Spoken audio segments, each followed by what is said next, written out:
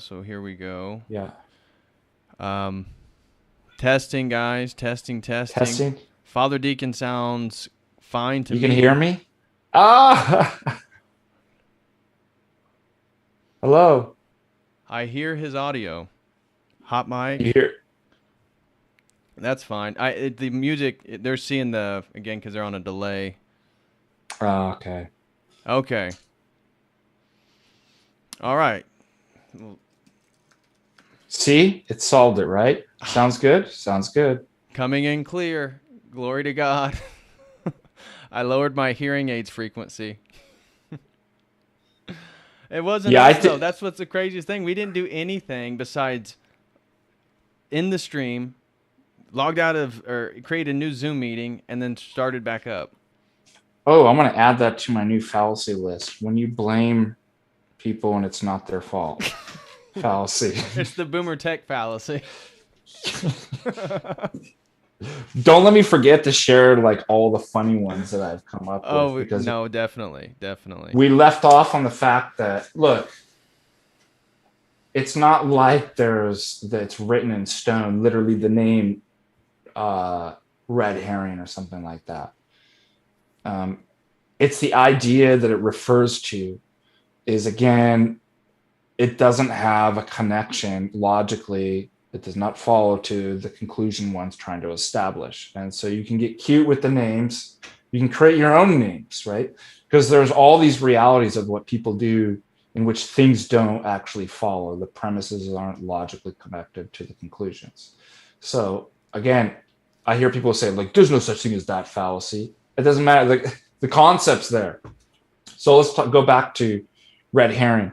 Red herring came from, again, imagine you're a criminal and you bust out of prison and you're on the run.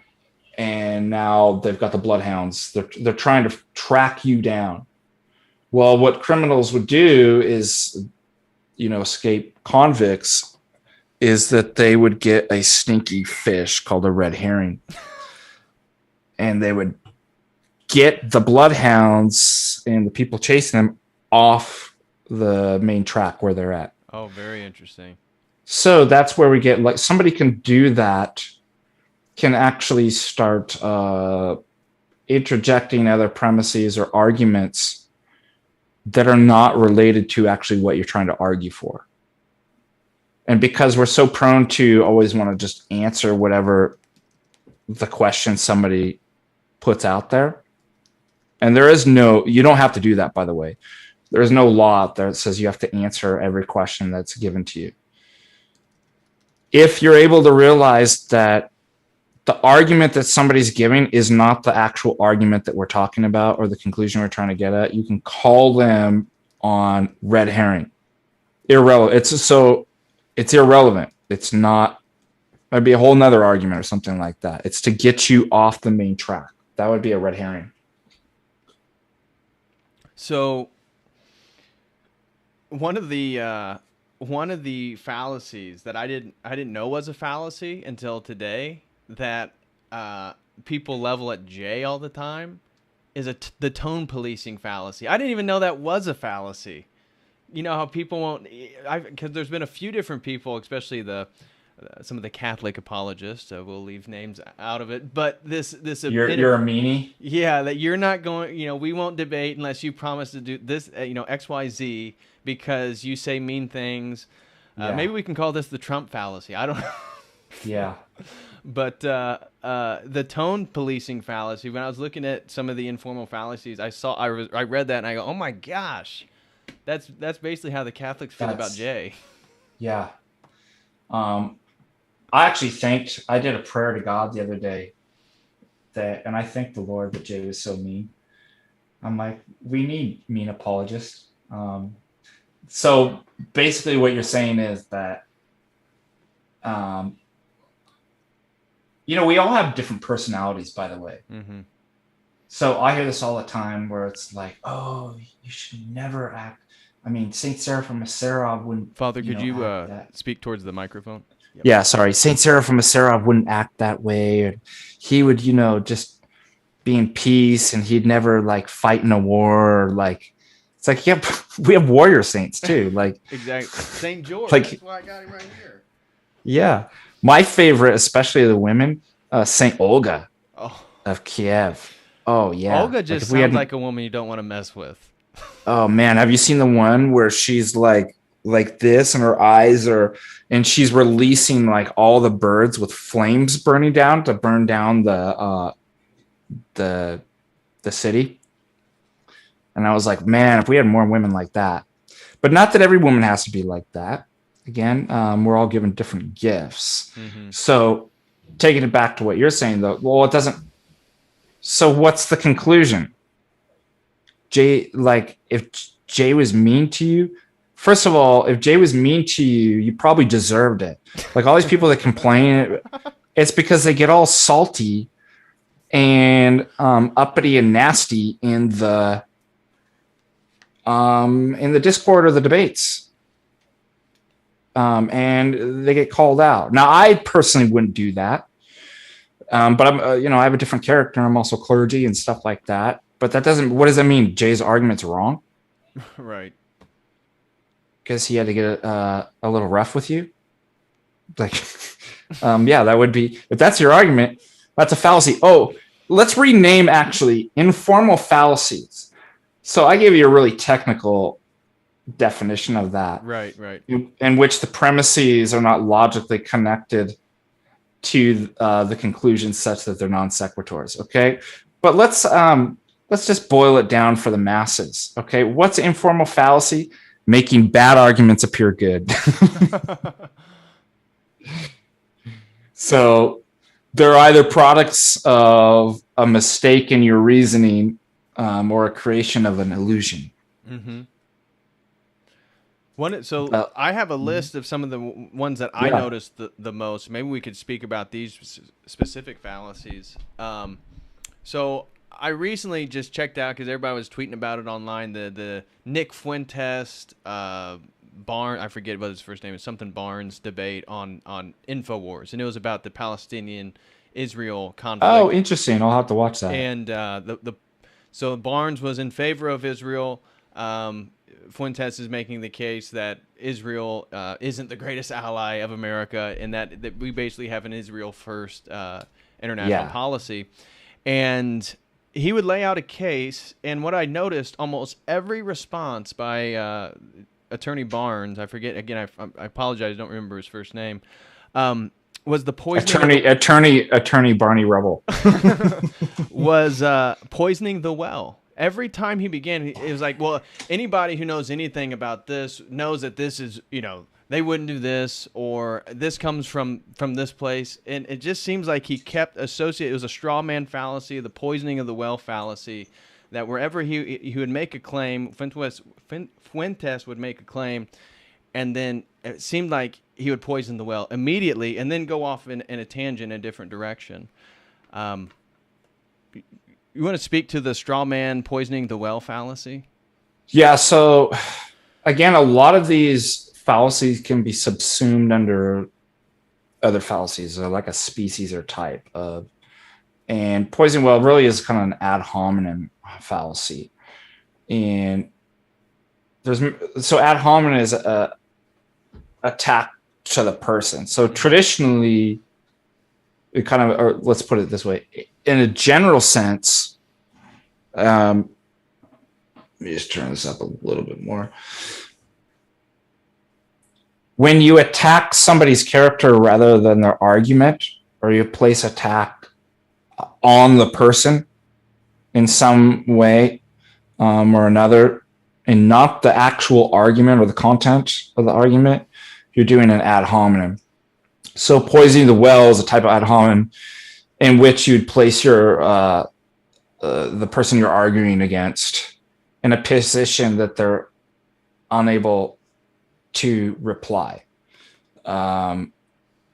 So, well, it's like, well, poisoning the well, right? It ruins the water. So no matter how good or pure your argument is, once you put poison in it, right, it's the whole thing is like corrupted, right? Right. So I guess if you called somebody like well, that sounds like an argument a racist would make. You've poisoned the well, right? There's no way you can recover. Once you get that one put on you, there is no way you're going to recover from. So I don't know exactly what he was doing. Was it something like that where? So I guess it wasn't so much in that again, and I'm trying to work through these fallacies myself. It was more that whenever he would make a claim, instead of addressing the claim, it was always a questioning that anybody who knows this would never make that, and then he would move on to a totally different. And it seemed like that's why I thought it was sort of poisoning the well, is the association of him with whatever group of people he's trying to identify with, and then not really addressing any of his arguments, but moving in a different direction because it's already been tainted. Like there's no reason to address that critique because anybody who knows anything about anything wouldn't. Yeah, and by the way, you can have several different fallacies identified, and so it sounds to me like, in one sense, as soon as you say anyone who knows anything about, well, that could be an appeal to authority. It could be a fallacy of hasty generalization, or fallacy of ambiguity, like. Who's anybody that knows anything about anything? Like who are these people? Right. If he then put, and if you're not one of the good guys, you're either with us or you're terrorists, right? That's kind of a poison. Then you're immediately then maybe put I was using into it in the wrong way then, because it wasn't as directly an ad hominem like that. It was more of the argument. He was dismissing the argument based on. He would just make a general claim that basically if somebody was more educated, or if they knew this, or they knew what happened in the 70s, then they wouldn't make that. And then he wouldn't continue on to actually rebut the argument. It was like it was already dismissed. Yeah, so that's what I said. I think you can identify several in there. You could even have it's a red herring.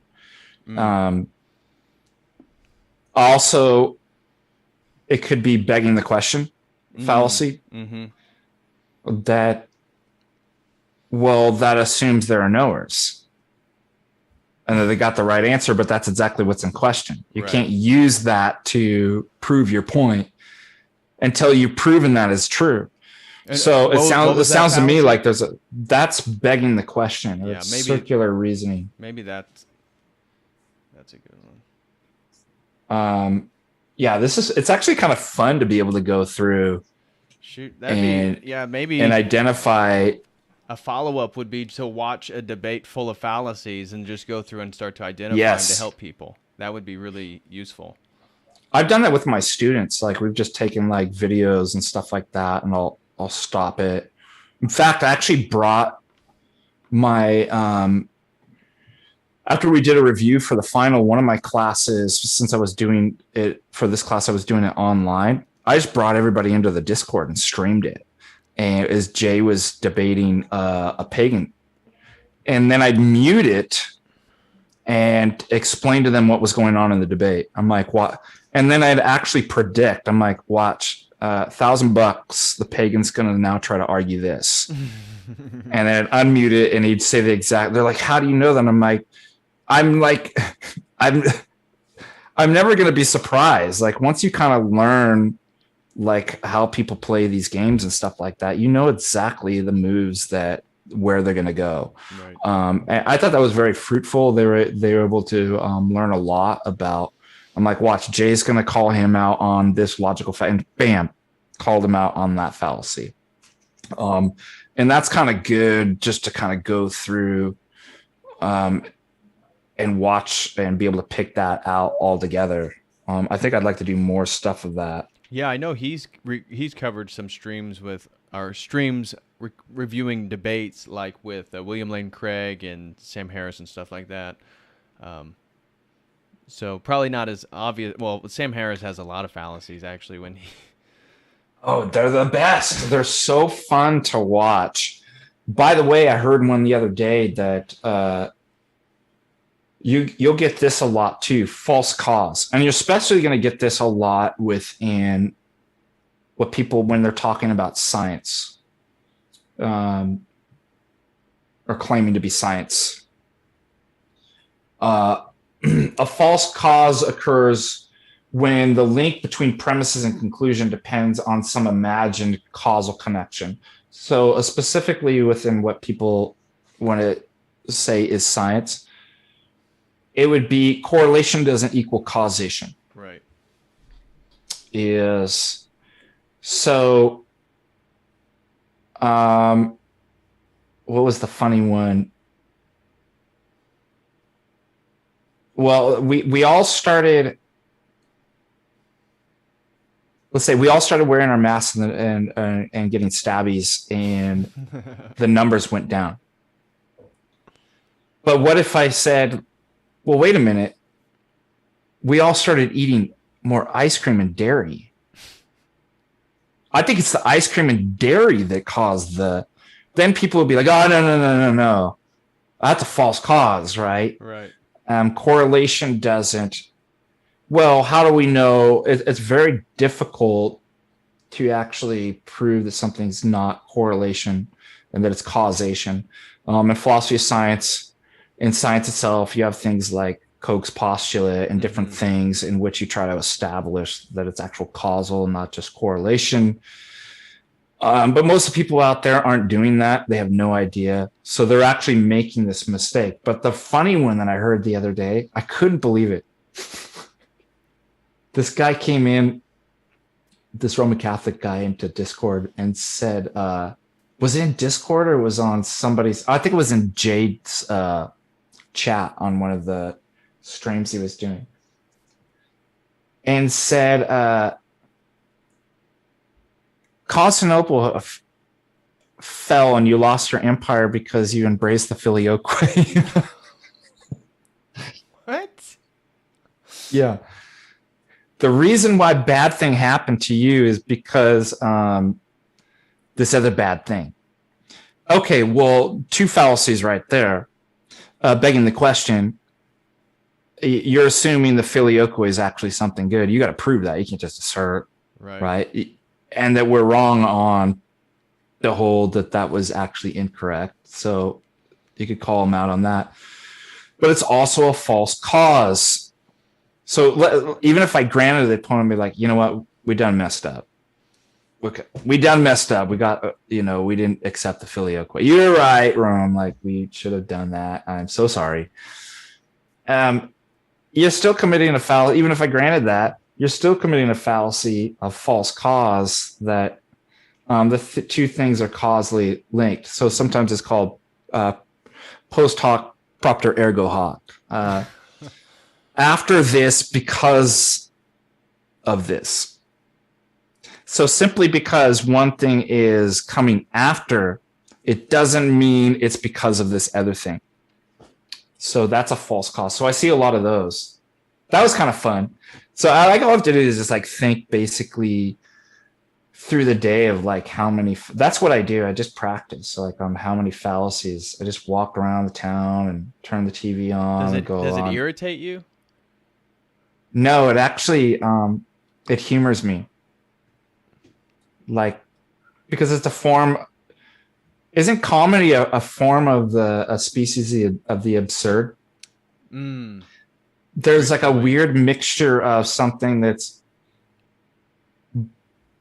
both off. It's not the way it should be, but it's presenting itself as actually being true, or like in a way that it doesn't move into tragedy.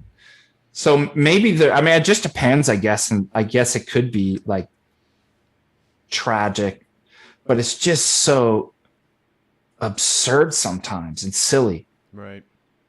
That like I've just kind of learned to actually enjoy identifying it and but it is I think that like overall, if I step back, it's generally frustrating, or maybe that's just a coping mechanism. Well, I noticed just regarding my own spirituality and trying to be better each day is that I've noticed lately, just under my breath, going to a gas station and seeing a guy my age who is perceived healthy wearing a mask and still social distancing despite my state being open. And I'm just, and I say to myself, what an idiot. Or, I start, and I catch myself and I'm like, I'm developing a very bad You're general turning into a attitude. misanthrope. No, I just keep walking around the world and like just under my, if we talk though, I'd be very cordial. It's just like I'm developing this disposition, which I'm beginning to recognize of with everything that's going on, the nonsense. And yeah, so that's why I Yeah. asked you, somebody who can perceive these logical fallacies or these veridical errors in society more readily, that I feel like I'd start calling everybody an idiot. Oh, I have to catch myself. So, because you can really become misanthropic and be like, why isn't everybody logical like me? What an idiot. Look at this Right. idiot. Hey, sweetheart, come here. Look at this. Got two idiots out here at the gas station. I know. Oh my God, you gotta, this is insane. Right? So I just try to like, I'll fall into that. Like, and that could like give you like a sort of sense of pride. I just have to kind of remind myself that like, you know what? Um, I might be better logically at this. Doesn't mean I'm a better person. Fact, maybe I should actually start turning inwardly. Maybe I'm not making, the logical sins, but I'm doing all kinds of other stuff. Like, and I'm a mess. And that kind of helps me the more I kind of focus on how much like spiritual work I need to do in myself. Like it kind of helps me feel a bit more compassionate for them. Like, God, forgive them. They don't know what they're doing. They're being manipulated by demons and the culture and stuff like that. Right. It's not like I'm walking around with those saintly thoughts all the time. It's like it's a rule that I have to keep reminding myself. I'm like, oh shoot, I'm falling into, I've got to do that. Otherwise you will just kind of turn into a bitter, angry. So I just try to remind myself to be like compassionate, and I get that way by kind of looking at my own. It's like the Saint Ephrem prayer, help me to see my own sins, Right. and not the sins of The blindness of pride is pretty difficult to deal with. No matter in that it's that delicate balance is like when you're trying to become good at something, and so there's like this balance between becoming competent, better, which is a sense of gives you a sense of pride. It could be in a healthy way, but when that gets out of control, and so that's what, since my state opened, that's when I've noticed this more frustration and how it's creeping up underneath just my general thoughts around society. It's like, okay, well, you need to get that in check. And so yeah, it's really a knife's edge too, because you always want to go into the either extremes where it's like you don't fight and don't say anything ever at all, and just be like, oh, I'll focus completely on myself. Or then when you're like, well, I need to fight this stuff, and then it goes too far the other way where you're not like, it's really hard to keep that balance, isn't it? Yes. I mean, I just noticed myself driving. That's like where I have to do the most of my repentance. Oh my gosh, I've gone to confession terrible. so many times because actually it's gotten better since I moved up to Montana. I don't think I've had to go to confession for like incidences in my car or something like that. But in California, I did. Like I was like, just a temptation itself was just that would arise of being in a car and having to deal with like people. Yeah. So let's go over some more. Yeah. So we're getting off. This is fun. Yeah, I'm so sorry about that. No, you're fine. I was asking you questions because, I mean, this is an authentic conversation trying to work our way through the world right now. But another one of the more frequent ones I noticed, and so obviously the straw man fallacy, you just talked about poisoning the well and how it's... Oh, we didn't do the straw man. Let's do the straw man. Do the straw man. Watch me do a straw man. That's fallacy. If you ever see somebody on the street doing that, you can call them out and be like, there, he's got him. The straw man. Right in his tracks. Stopped him right in his tracks with that air. So it's so funny. The other day I'd posted, did you ever see Children of the Corn? Yeah. And I made a joke about like, I posted like what it's like going to Protestant Bible studies. And it's got Malachi and he's like, "So saith the Lord, the Outlander," right? Like, and it's he had like the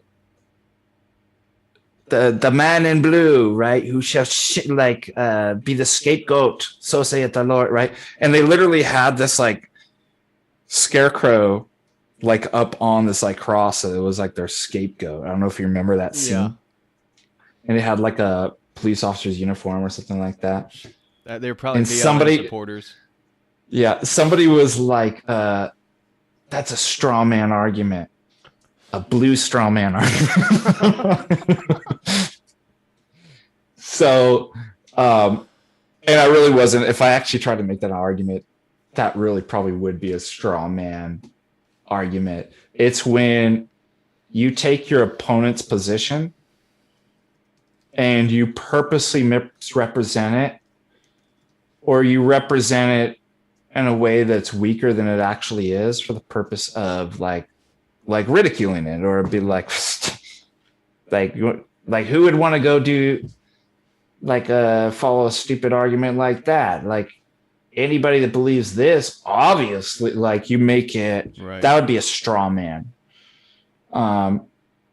Now, so it's difficult sometimes too, because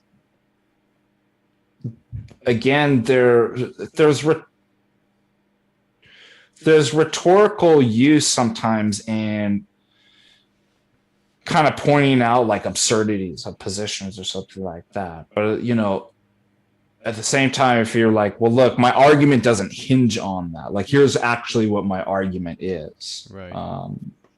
But if like that was all your argument, you just purposely made, that would be a straw man. So people obviously do that. Well, and generally speaking, as trying to do Christian apologetics when you're dealing with non-Christian people, especially people who had a bad experience growing up Catholic or had a bad Protestant upbringing, is that they straw man Christianity itself over and over and over again. Yeah, what's the one? Oh, you believe in old fairy tale dusty books, in sky daddies in the sky, right? Like, right, yeah, the sky daddies. Invisible sky daddies, right? That would be a straw man. It'd be like, oh, no, I don't. Who told you I believed in that? That's ridiculous. That's not my position. Invisible sky daddy, are you kidding me? Dusty old fairy books, like, again, that would be a straw man. What was the other one you asked? Well, I think for another red herring that I see a lot is, again, as we've moved away from logic and phenomenology and people's experience, quote unquote, their own truth, quote unquote, that people make arguments from emotion. The appeal to emotion, yes, is so frequent right now. Again, especially from women. Just saying it. You get your liberal woman or the new agey woman, and everything is an appeal to emotion, or it's the moral appeal. That's what we get with these mask nonsense. Yeah.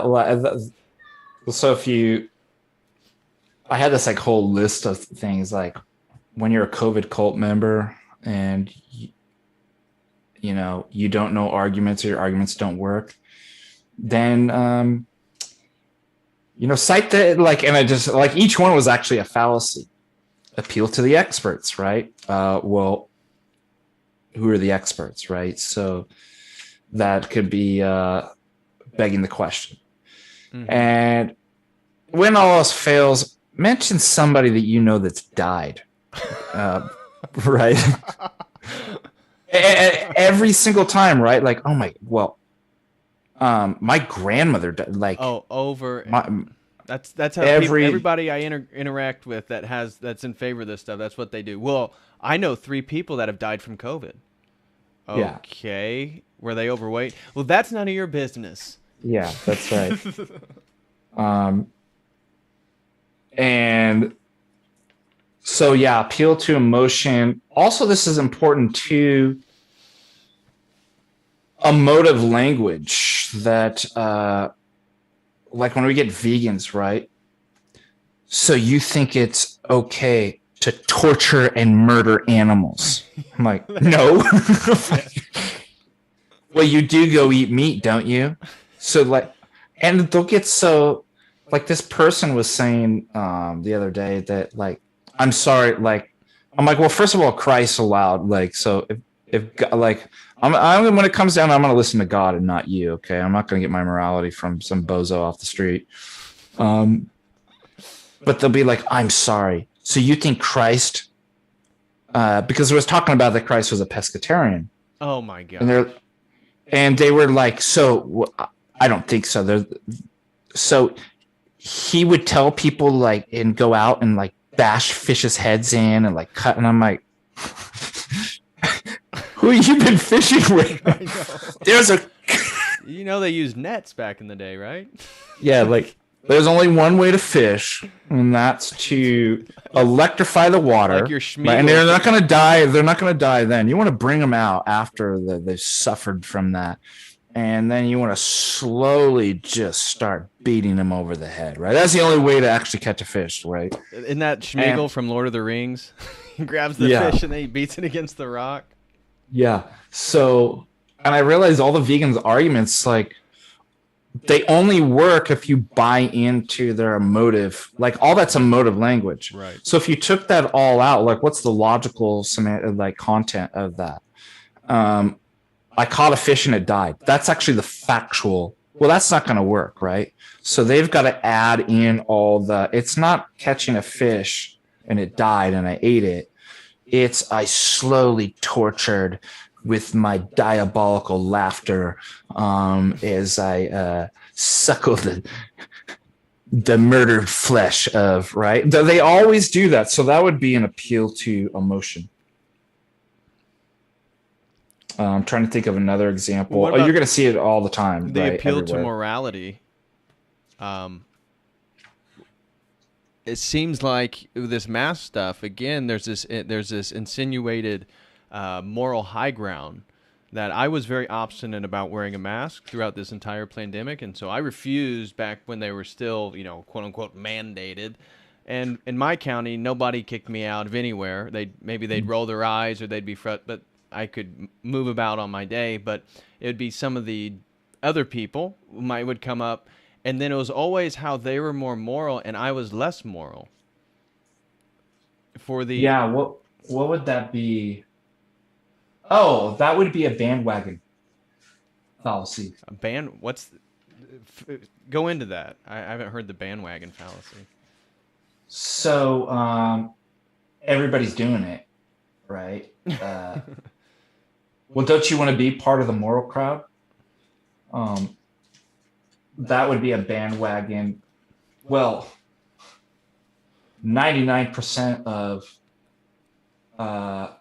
let's see, let me get another example of bandwagon. It's hard sometimes to pop off the top of your head.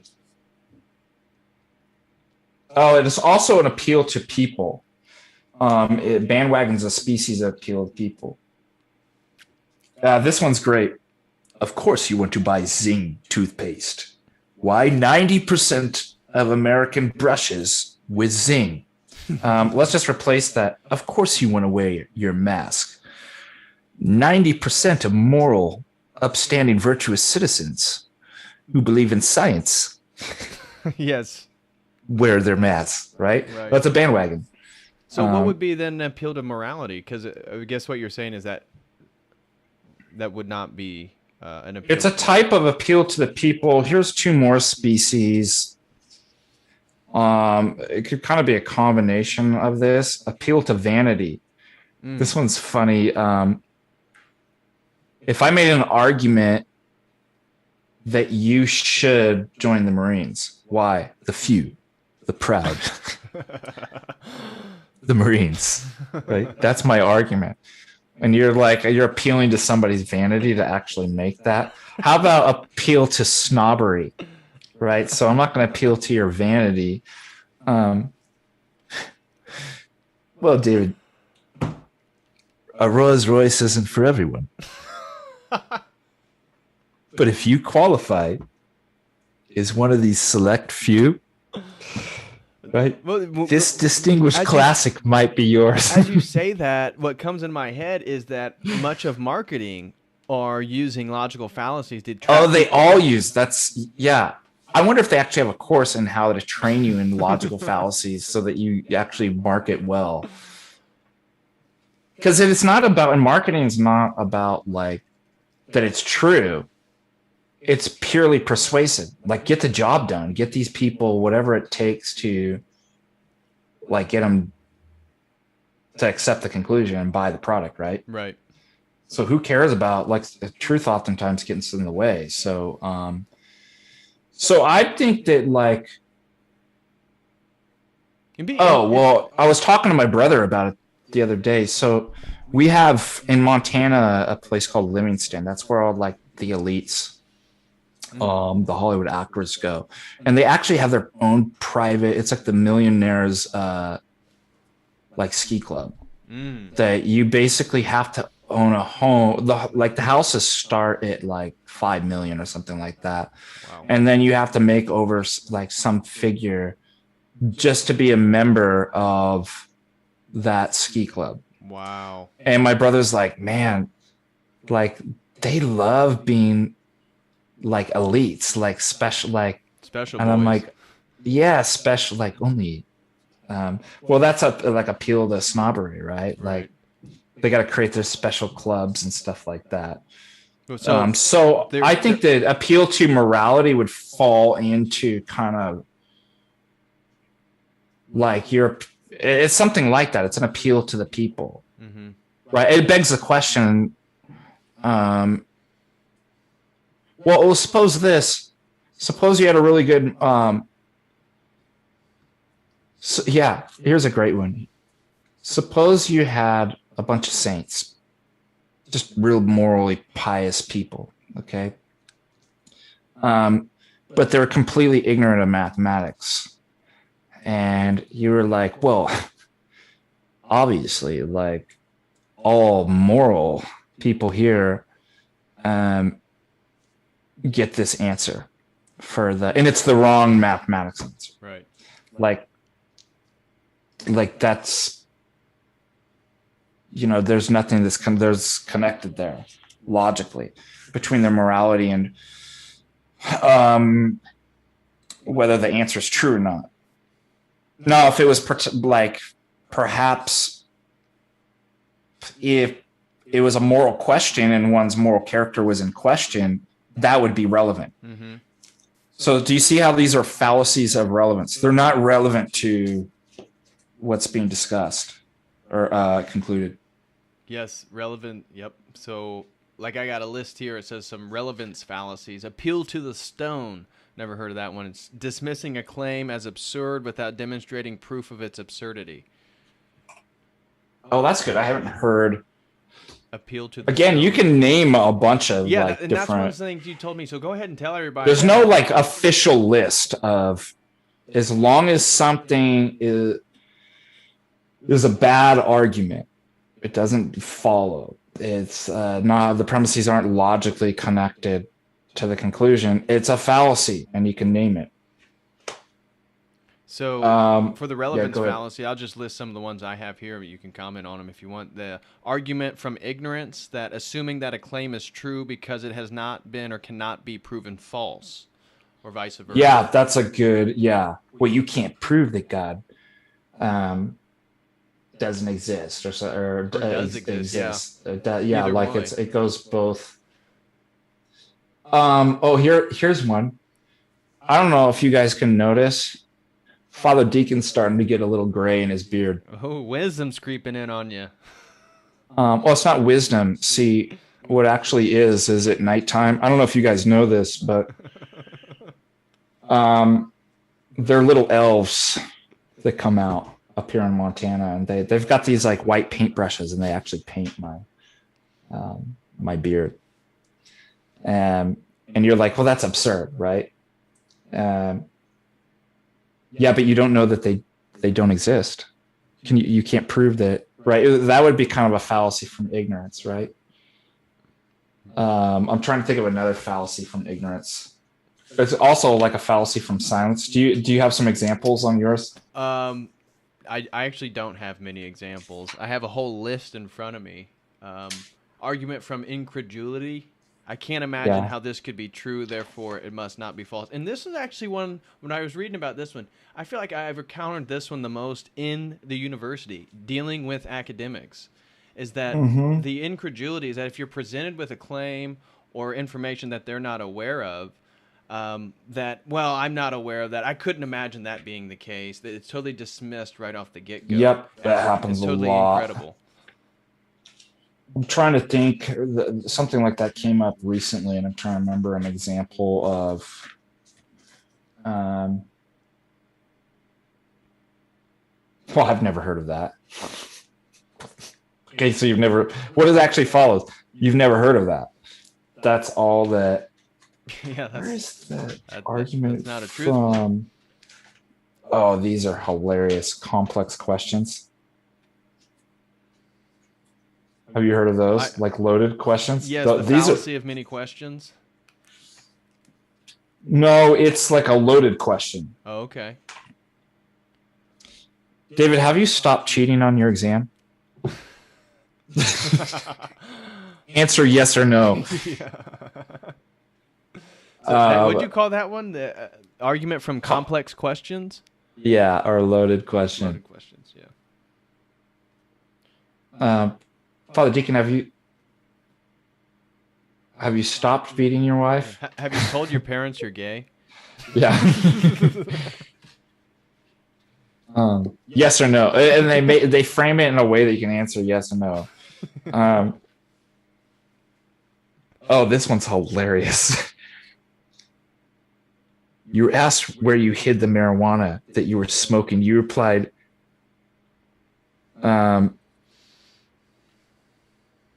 what's it say? You replied, under the bed. It follows that you were in fact smoking marijuana.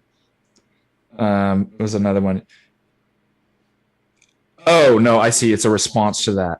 Here's the question. That's the loaded question. Where'd you hide the marijuana you were smoking? Answer the question. Like you're damned either way. That like you set it up so there's like no way to actually be able to answer the question without incriminating yourself. I had never Those are always funny. in the list that I was looking at. I never heard the fallacy, the anecdotal fallacy. You know, a claim based on anecdotal evidence, referred to as the nut picking fallacy. Oh, that's cool. I didn't know that either. Yeah, that's interesting. Yeah, like here it says the where'd it go? Command find nut. Yeah, the nut picking fallacy, using individual cases or data that falsifies a particular position while ignoring related cases or data that may support. Yeah. Named in contrast to cherry picking. So nut picking is good. In contrast to cherry picking. That's good. I'm just going to type in to get some examples real quick of the fallacy of ignorance.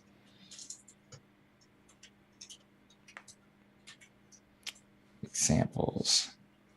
As I mentioned, you can't prove that aren't Martians living in caves under the surface of Mars, so it's reasonable to me to believe that they are. You can't prove that. Yeah, aliens that's aren't right. In the center of the Earth. Yeah, that's right. See, these are really fun, actually, going through and trying to find examples. Yeah, they are. I told you before we started, there's one as I thought was the funniest name I came across. I never heard this one. It's called the Texas sharpshooter fallacy. Yeah, it's improperly asserting a cause to explain a cluster of ideas. So basically, you're choosing one little bit of a set of data, and you improperly assert that as the cause for a cluster of data. The Texas sharpshooter fallacy. This one's funny, this example. The Inquisition proves the Roman Catholic Church is evil. They actually have that. I'm like, oh, I don't... Actually, I don't understand. I actually thought it was like an argument. I don't understand how that's the ignorance fallacy, though. Like, why they're... That's weird. Like, I don't think this person knows what they're talking about. Because like it says, don't move to Seattle because it rains all the time. How's that a fallacy of ignorance? Yeah, that doesn't seem to be... Yeah, I don't think that person knows what they're talking about. One of them that I think I hear quite a bit is called the "I'm entitled to my opinion" fallacy. so, so therefore, again, this is kind of the presupposition of the "my truth, your truth," right? That somehow each one of us, based on our experience or whatever my opinion is, has a piece of the truth.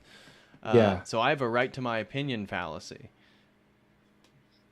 You have a right to be wrong. All wrongs will be. We should make one where it's like the Miranda rights. Any wrongs that you state can be used in a logical court of law against you. Help me out, David. Come on. If you want to a logical attorney, but can't afford one, one will be provided for you. If you cannot think, we should do the logical Miranda rights. That's hilarious. Yeah, and if like you go by all the lectures, I'll give you like a logical police badge so that you can actually go, because that's the best part about learning logic, right? Is so that you can go bust people. Right. The logic police. The logic police should get tags, and then underneath this little Orthodox cross.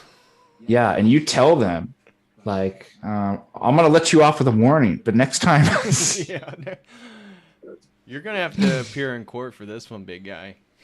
Yeah, take it up with the judge.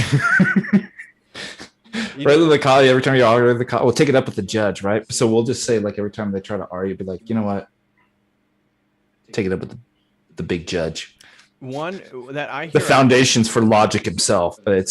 Yeah. Related to whenever I engage with the New Agers, and maybe I'm trying to talk about Christianity, I feel like I get the genetic fallacy that they'll point to pagan aspects of Christianity, again, because we have logos spermaticos, that little pieces of again, we have a single epistemology, and sure, there's pieces of it that may exist in other world religions, even by the pagans, this or that, but they'll point to, oh, well, don't you know that this is from the pagans? The pagans did this.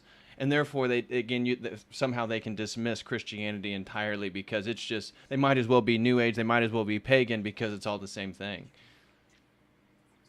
Yeah, I think that's another species of false cause.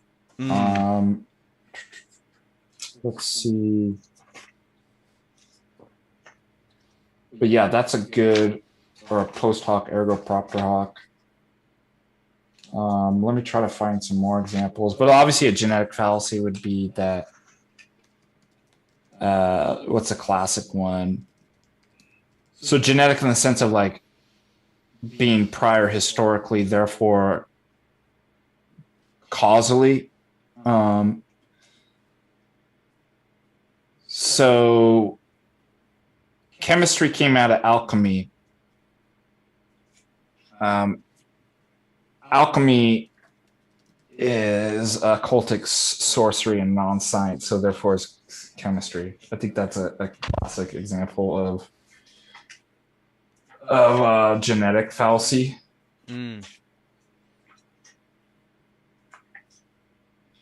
Or the notion of, again, like you'd pointed out, and you get this within evolution too, similarities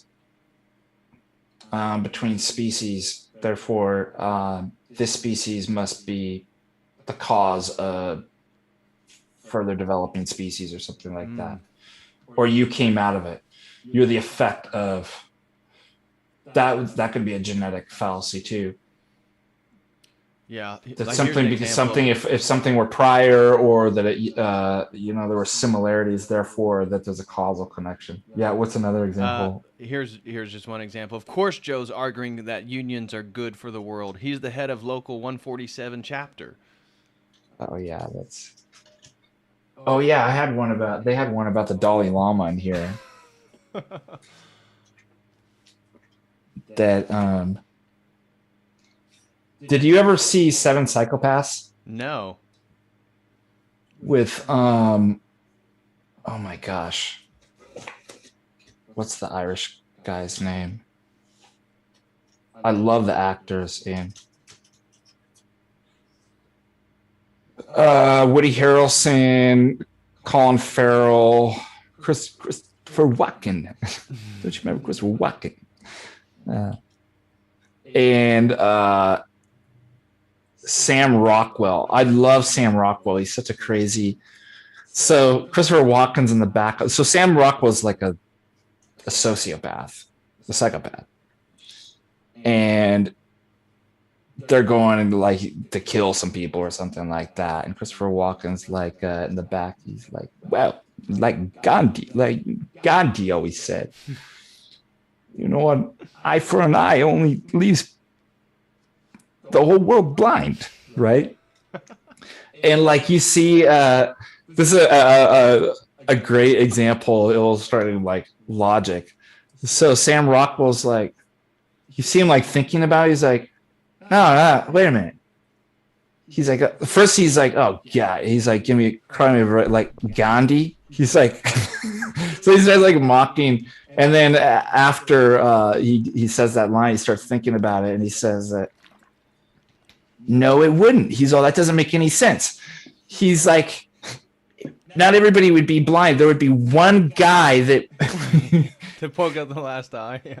To poke out the last eye, and he wouldn't be blind. All he has to do is just go run and hide. Like he's all Gandhi was wrong. It was like the perfect scene where he uses the actual logic to actually think through what sounds like a nice statement, like Right. an eye for an eye only leaves the whole world blind. And he's like, that doesn't even make any sense. Jeez, what I thought I came across, there's a name for a fallacy where you use modern cliches, like you end a statement with a cliche, and how Oh, that there's would a be name good. for that. There's a type of fallacy for that, and that kind of falls in that ballpark. Yeah. Here's an example for appeal to emotion.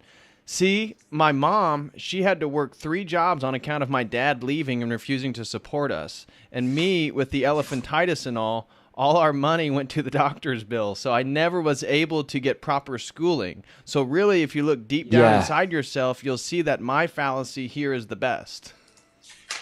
That's hilarious. I bet judges hear that all the time.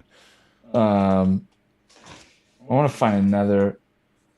Oh, Tu Quo Que. Have you heard this one? No.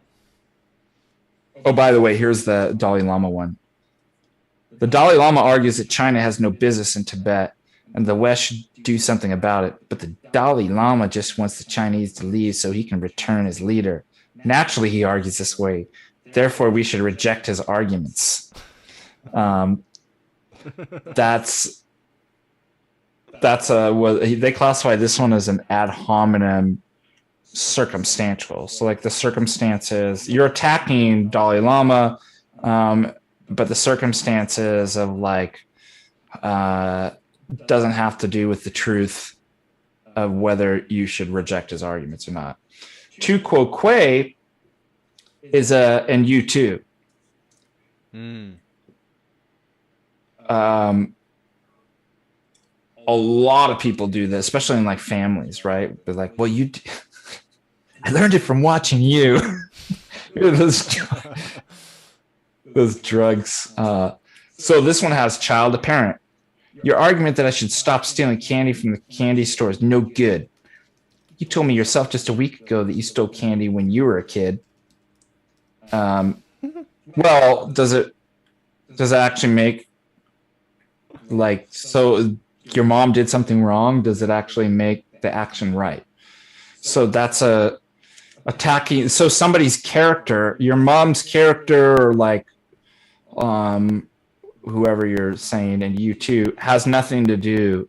It's irrelevant to whether the conclusion is actually true. You shouldn't steal. You shouldn't do drugs or something like that. So that would be a Tu Quo Que. Oh, I see. Here's I found a site real quick that it looks like they've kind of named their own fallacies. Yeah, those are the best. So they named one the plurium stupidium, the fallacy of much stupidity. And they described it as consists of several stupid comments and properly grouped into one. Often That a sound single intelligent. refutation is expected against all the nonsense. And so, some examples. Gas prices are so low today that I think I'll fill every container in my house to make my own strategic oil reserve by stockpiling all the gas in that nook next to the fireplace. We should let women we should let women rule the world because they drive cars better. I've decided to spend the rest of my life sitting right here and eating this cheese. Oh, have you heard about the gambler's fallacy? No. So non causa pro causa. We're also a post hoc ergo propter hoc.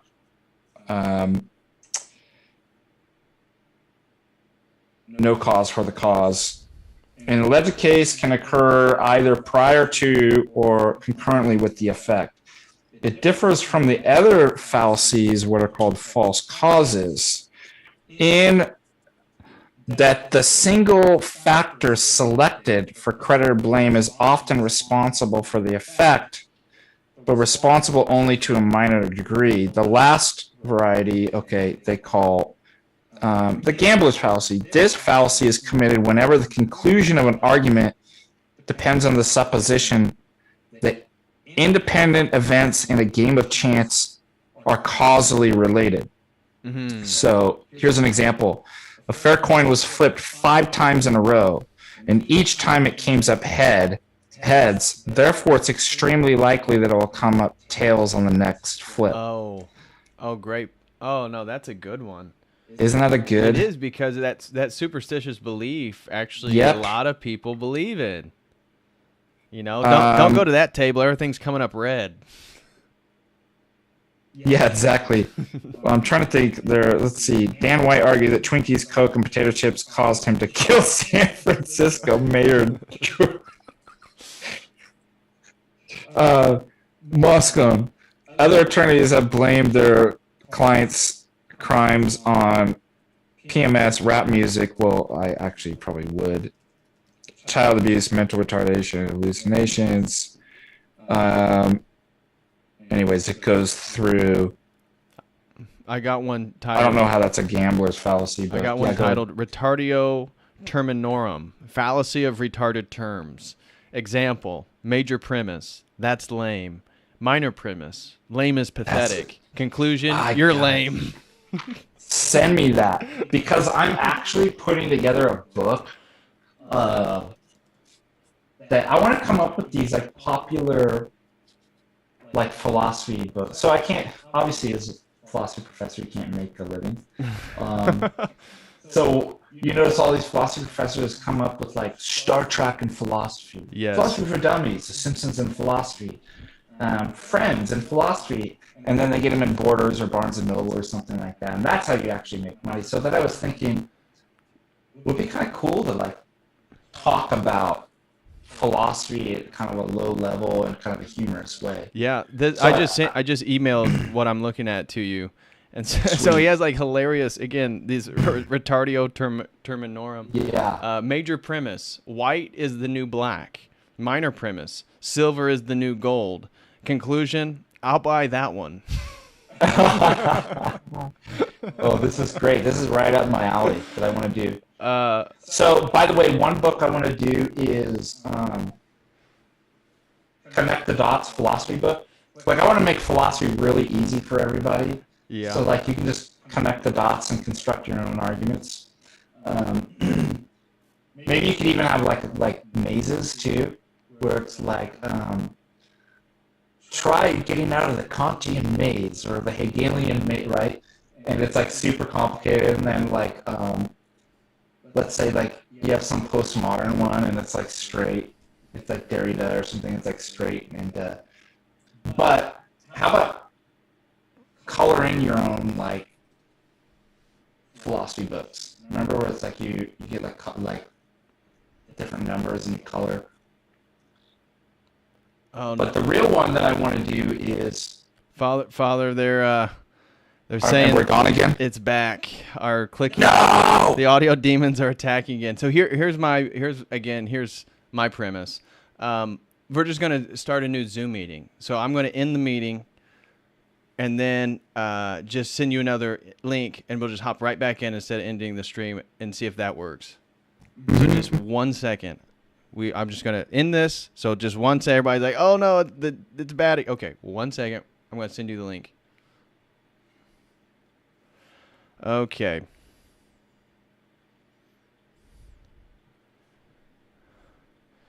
I tell you, these demons of the air are terrible. They are not wanting us to talk about fallacies tonight, people. I don't get it. Okay, so... Okay, bam, bam. Now we just got to wait on him to join. Let's see if this works. So, right now, it's just me sitting here and see if he hops back in and see if that will do the trick. Come on. Everybody say a prayer, please, so we can keep going here. That the forces that be don't prevent us from doing what we need to do. Okay, here he's back. Father's coming back in.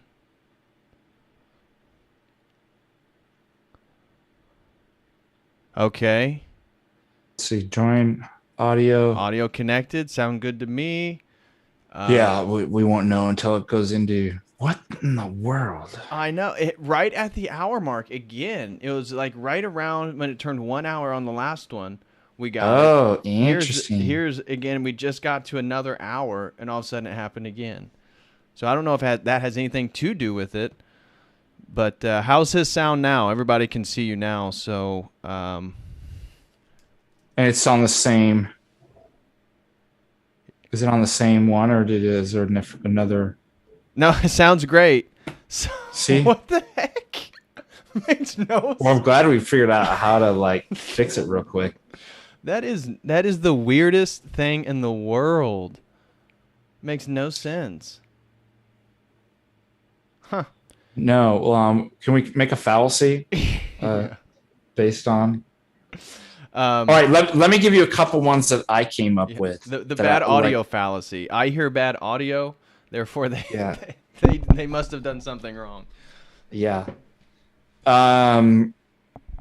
So this book will be entitled 100 informal fallacies that you probably never heard of, but that your friends and family members commit at least 10 times a day. Okay. Actually, a lot of these I just got from their funny names that I came up with just from watching bad atheist debates and listening to people debate. Oh, how about you're not a woman fallacy? Shoot, the feminists like to use that. Well, actually, I don't even know because everybody's a woman. Yeah, that's right. I saw somebody recently did a funny one too. They were like, well, you wouldn't understand because you're not a man. You just turn it back on.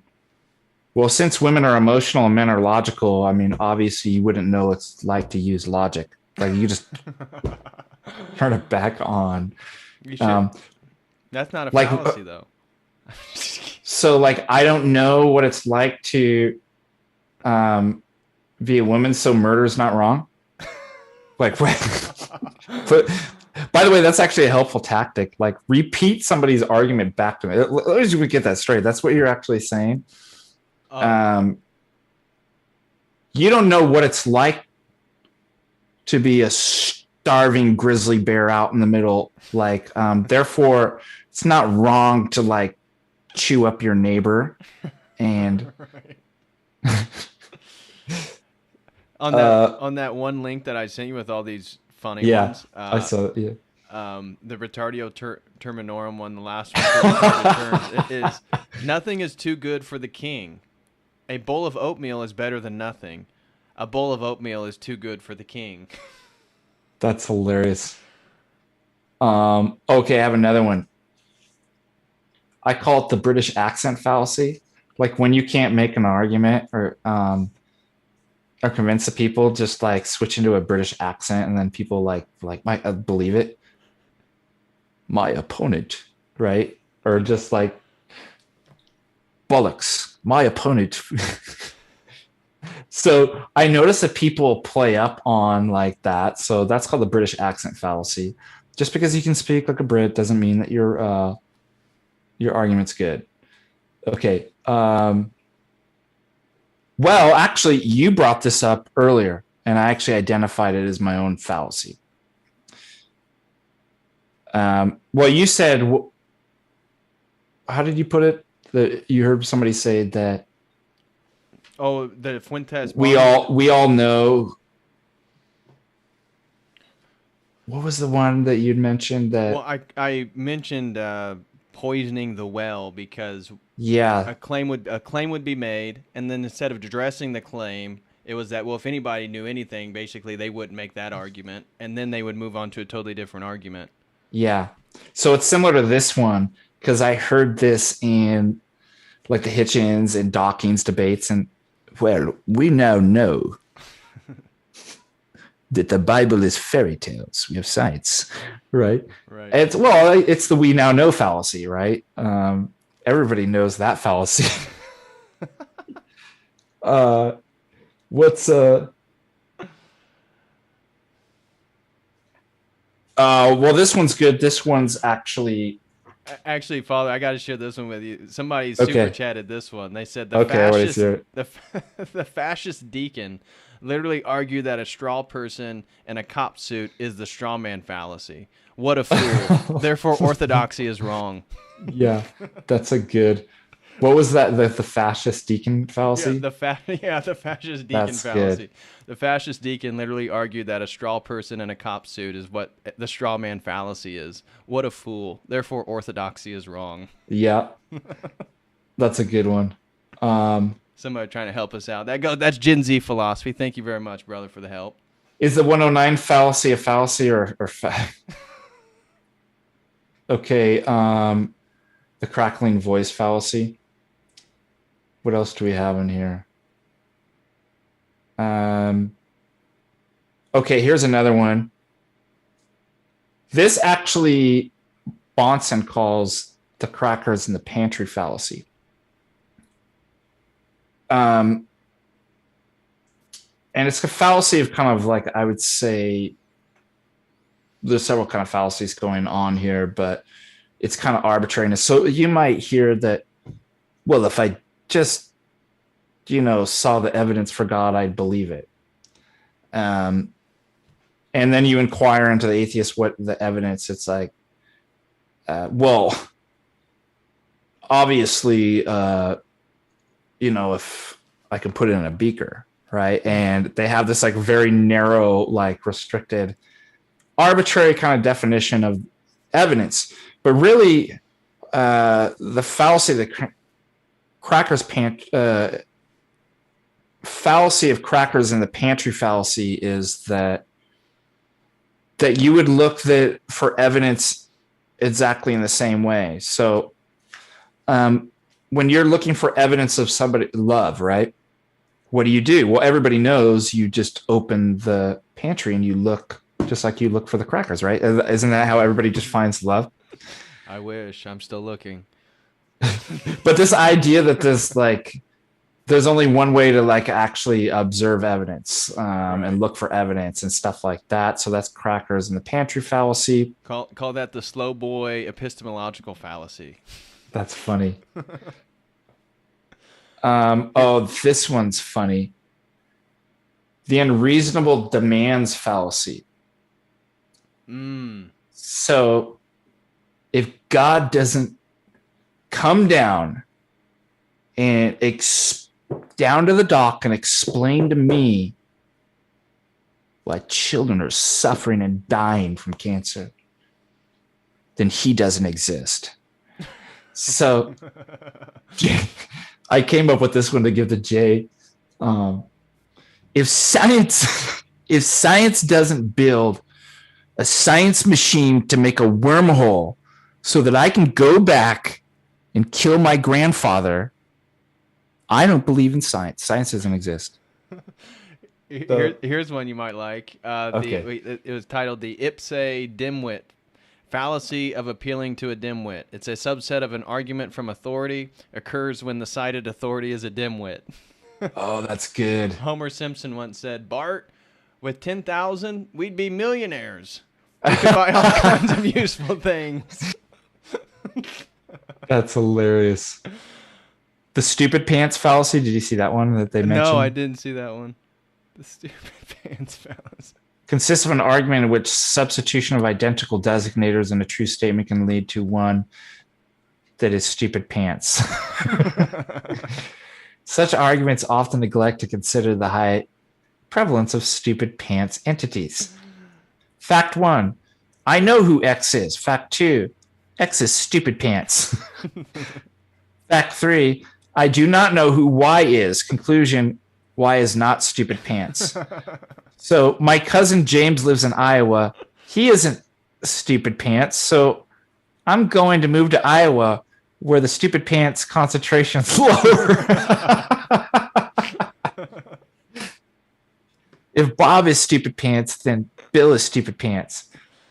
If so, what it's doing is like I see what they're like. They're just taking oh, what do you call it? A term and plugging it into. So the form's valid, but like it's not sound. If Bob's a stupid pants, then Bill's a stupid pants. If Bill's a stupid pants, then Bob's a stupid pants. Bob's not a stupid pants, therefore Bill's not a stupid pants. Okay, that would be a circular. So that's funny. So they're illustrating actual real fallacies. Right, that's what I thought. But in a funny, yeah. It's because they're just using such absurd examples, and then he names them hilarious things. Yeah. Arguing from a position or state of dementia. Oh, that's good. I'm trying to think of another. Oh, this one comes up. I noticed this with Muslims and atheists. It's the I'm uniquely excluded from the critique that I'm applying to you fallacy.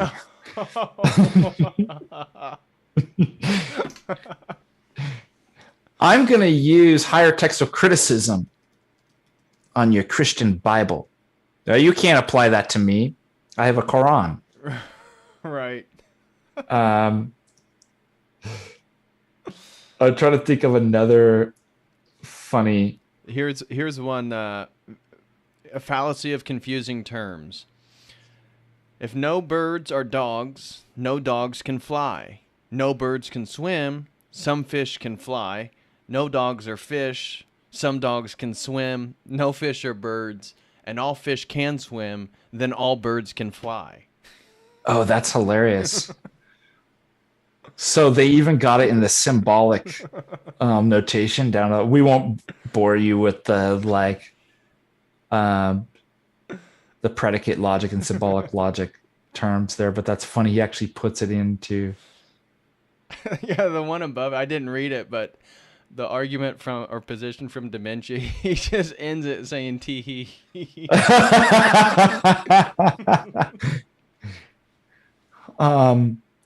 I guess there's the belligerent fallacy too. Oh, let's hear that one. I'm not familiar with that one. I just made it up, but it's like when somebody just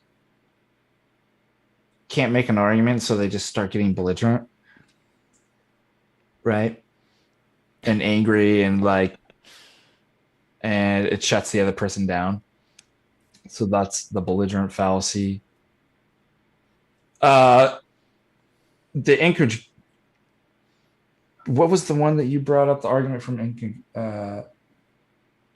incredulity. Do you remember that? Oh, incredulity. Yeah. Yes. Command. So I got a variation on that one. I cannot imagine how this could be true, therefore it must be false. Yeah. So I'm going to rename that fallacy. Okay. Well, that's too difficult. It's got to be false, i.e. the I'm retarded fallacy.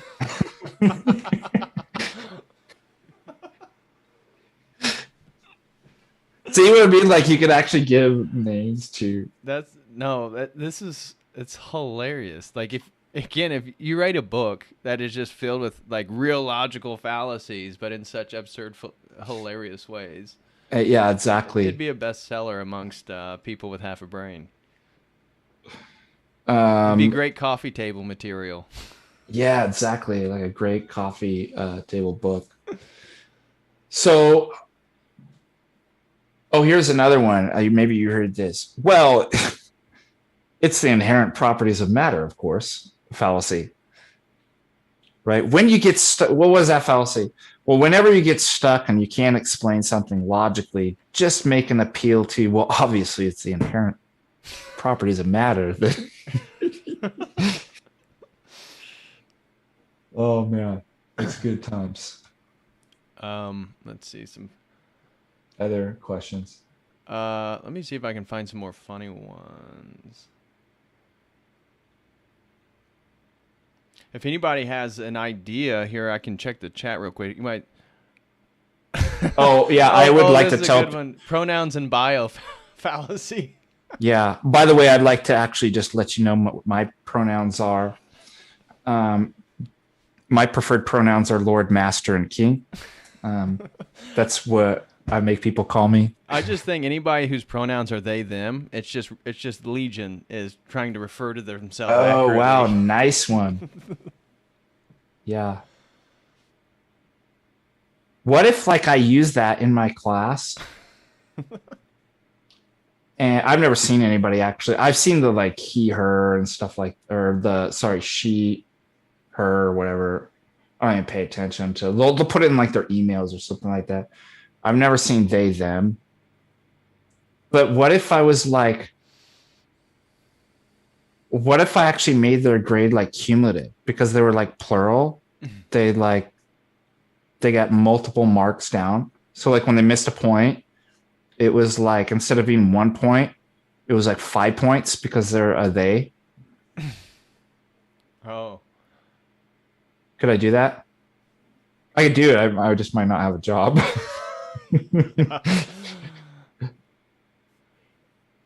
Oh My gosh. wife, the fallacy. Um, I want to find funny ones. While you do that, I'll try to actually look through here and see if. One of the things on a somewhat serious note, the true Scotsman fallacy. No true Scotsman. Yeah, the Yeah. no true Scotsman fallacy. It gets leveled in Orthodoxy against other Orthodox quite a bit. Oh yeah. I've seen.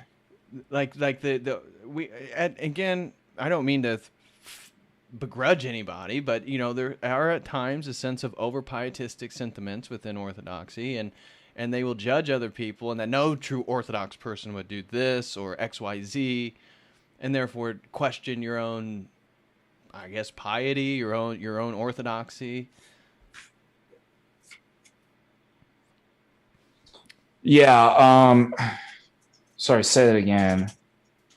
Oh, I was just talking about the no true Scotsman and how basically it could be the no true Orthodoxman, a Oh fallacy. yeah, that's right. That within Orthodoxy, it's been leveled at me before, for certain things, and sure, there's plenty of criticism. So I don't, I don't say whatever criticism people may have, but I don't know. I just was reading. It dawned on me. I thought about that before the stream, and I just now remembered that the no true Scotsman is like, well, geez, that's kind of been leveled at me in different ways. They have it marked as a fallacy of ambiguity. Um, but like I've argued too, you can have some of these fallacies be a combination of fallacies. So a form of equivocation and question beggings. The name no true Scotsman comes from an odd example involving Scotsman. Suppose I assert that no Scotsman puts sugar on his porridge. You counter this by pointing out your friend Angus likes sugar with his porridge, and I say, "Oh yes, but he's not a true Scotsman. No true Scotsman puts sugar on his porridge." Right? That would be so. Let's say you're making an argument. I'm trying to think. What, like an orthodox argument? Um,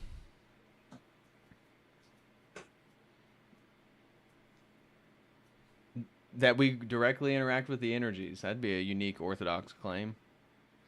Yeah, and I counter that. That If, well, I don't like your coat. No true orthodox person would dress like that. oh no, I call you out. I'm like, I don't know, and you're like, well, and you start quoting like the fathers, and I say, yeah, but no true Orthodox, no true genuine Orthodox. That'll be the no true genuine Orthodox. This schismatics guys. Right, right. Well, no true Orthodox would say so. Obviously, Palamas didn't know what he was talking about. Something like that. Nick, That would be. Nick Offinger threw in 299. He said, "What about it's natural, therefore it's better?" Fallacy. Yeah, that's a good one. Let's think of good examples. Um, Oh, did you see? Oh, here's a great one. I saw an ad. Like it's natural, it's better. And it had a guy throwing away his vape pen, and he's like, "I'm going organic," and he had like his Marlboro Reds out. Like, it's natural, it must be better. That's a good one. That would be a good, yeah.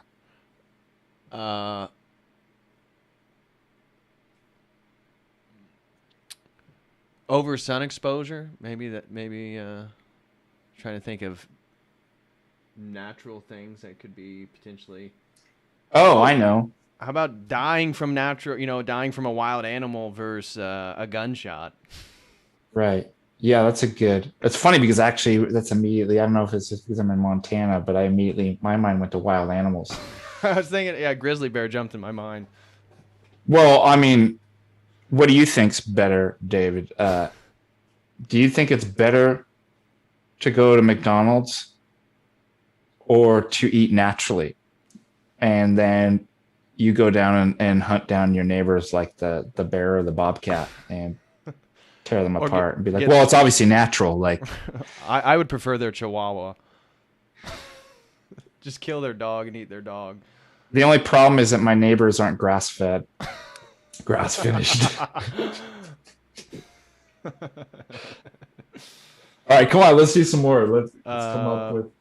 Let's see here. See if I can. Oh, well, let me state something real quick. Yeah. It's not the name that makes these things fallacies. Remember, what did I say? It's the very concept that if something's irrelevant, the premises are irrelevant logically to the conclusion it's a fallacy, and then you can name them. So people get this confused. They'll be like, well, that's a slippery slope, or that's an appeal to authority, or that's an ad hominem. As if every attack on character, every referencing a slippery slope or appeal to authority therefore has to be a fallacy. That's not how it works. In fact, you look at somebody's character, right, when you're in court, right? If you're trying to establish if a character is trustworthy, nobody's going to be like, oh, I'm sorry, that's an ad hominem. You can't actually attack their character. Slippery slope. Are you guys familiar with the slippery slope? I am familiar with that one. So if this, then this is likely to happen, then this and this and this. But in some cases,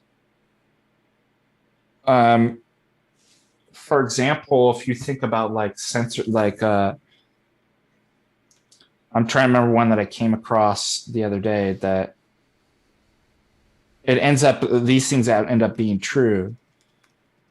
So if you don't combat pornography and censor like films or something like that, then, or if we don't have censorship, then it'll be easier for this to happen. If it's easier for this to happen, then like you're going to get smut all over the TV, right? But that's actually what happened, right? Like, so that actually follows. So when I was thinking through that, I thought about, well, here's the You're not saying that it's logically inevitable. So here's how you get out of the fallacy of that. Mm-hmm. You remove the obstacles. So, for example, if Jimmy's tends to be violent and lashes out and looks for like objects around him to lash out at other people, then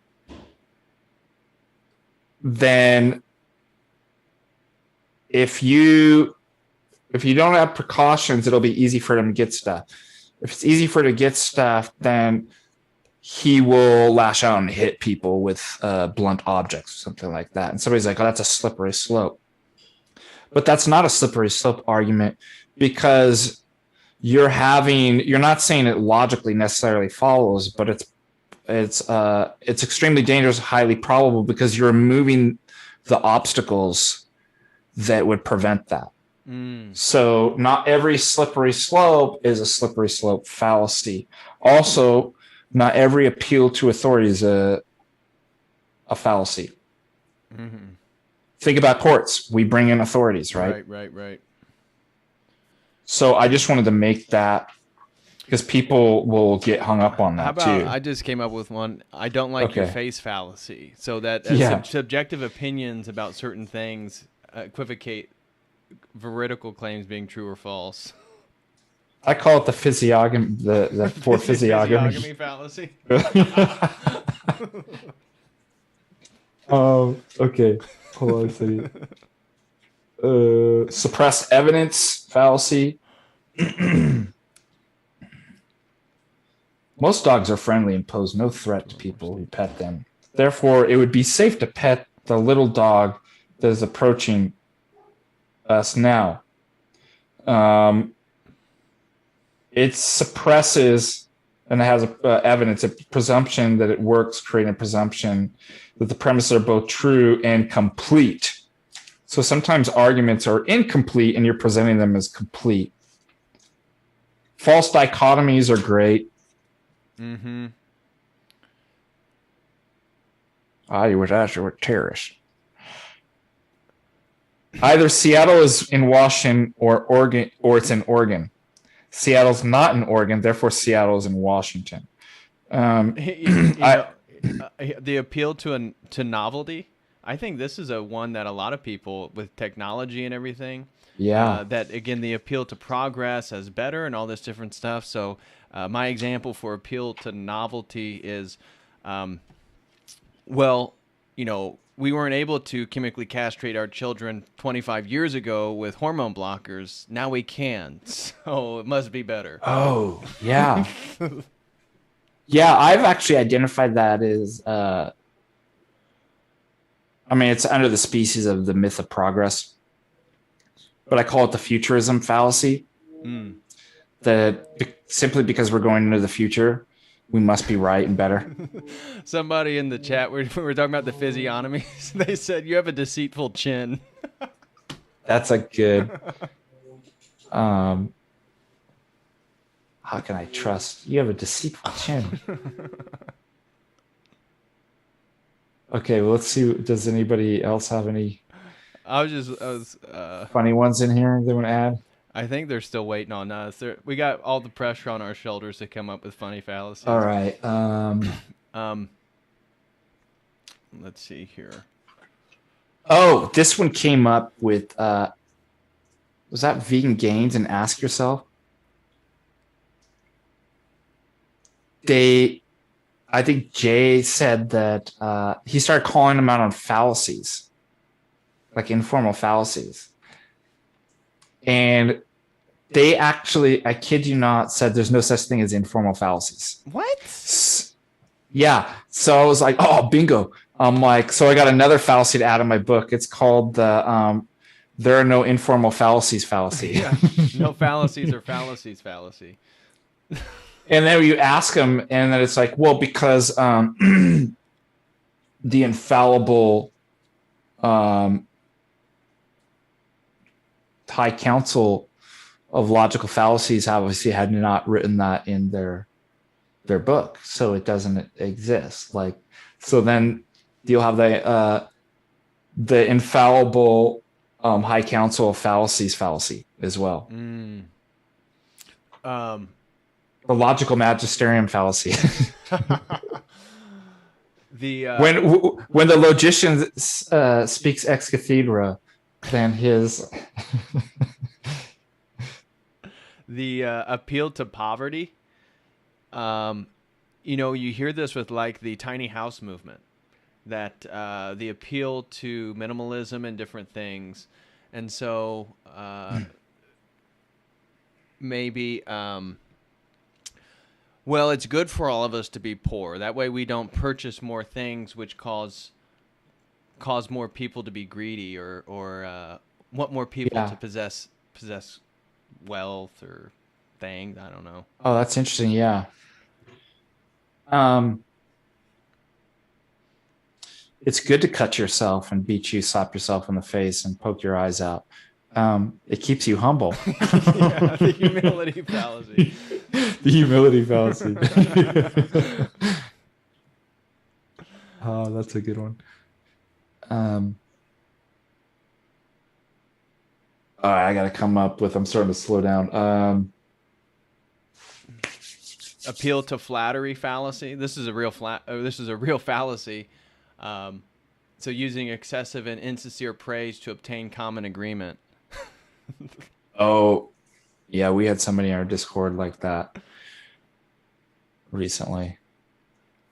So, I claim the sky is green, but I really love your beard. You have a wonderful, wonderful beard, and I love the way that you talk. Basically, we're arguing the same thing.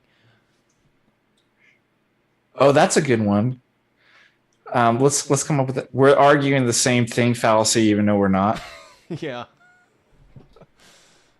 AKA, let's agree to disagree. To agree that I'm right. Oh, here's yeah, that's. Here's another one too that Jay and I always come across, and so I told Jay about. I'm like, especially because I'm doing like epistemology, right? And I'm always trying to go back to like these justify your first principles. Okay. Why is so, for example, let's say in Thomism, right, that takes this kind of empirical Aristotelian epistemology. There's nothing in the mind that's not first in the senses. And you might get this too, let's say, when you talk to New Agers, right? Mm-hmm. They give you a story for like to explain the world. Right.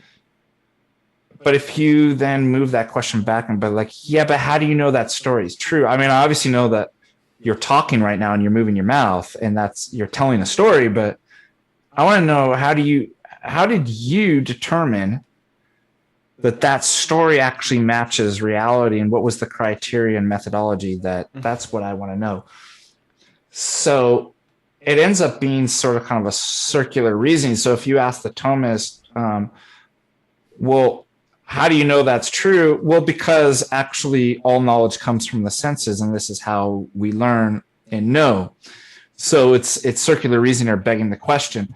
I also call this fallacy well, just grant me all my presuppositions without having to justify them, and then I can actually prove my case. I think a great term for it is the I am God fallacy. The AKA I am. So you can always add that, the AKA, yeah. i.e. the I am God fallacy. Yeah, so I am God. Okay, how do you know you're God? Well, I took psychedelics and I experienced pure enlightenment, and that's how I know that I'm God. Well, because how do I know that? Well, I'm God, and I said it. Because that's what the machine elves painting my beard white told me. That's right. Did we talk about ad hoc rescues? No. Ad hoc fallacies? We mentioned we mentioned the poisoning the well as an ad hoc fallacy, or ad hominem, not ad hoc. We didn't get much into the ad hoc. We didn't get into ad hoc. So, God, it reminds me of, and people do this all the time. So it's kind of a species of insincerity. No, not insincerity. Disingenuous. So let's say you get somebody on an argument, and they go, "Okay, well then, I'm going to actually then just say this and posit that." Okay, so you defeated me on the inherent properties of matter. Well, okay, it's not the inherent properties of matter, but the inherent properties of electrons. Now, those electrons, right? Or no, I'm going to posit a new entity or something like that to explain, to get me. So you get somebody on a problem that they can't get out of. And what do? They invent some type of category or a position that they don't actually hold to get out of that. That would be like an ad hoc rescue.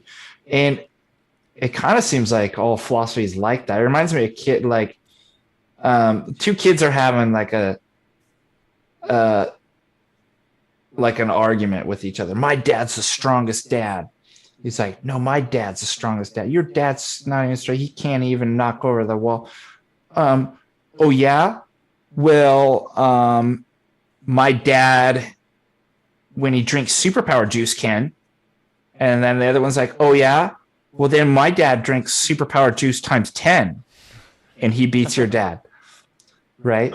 Oh, well then my dad superpower juice times infinity. Oh yeah, infinity times infinity. Like it's all ad hoc. Right. I'm like, well, God, that's kind of just like how philosophy is. Like one philosopher is like, well, that's not going to work. It's like, okay, well then what if I said this, right?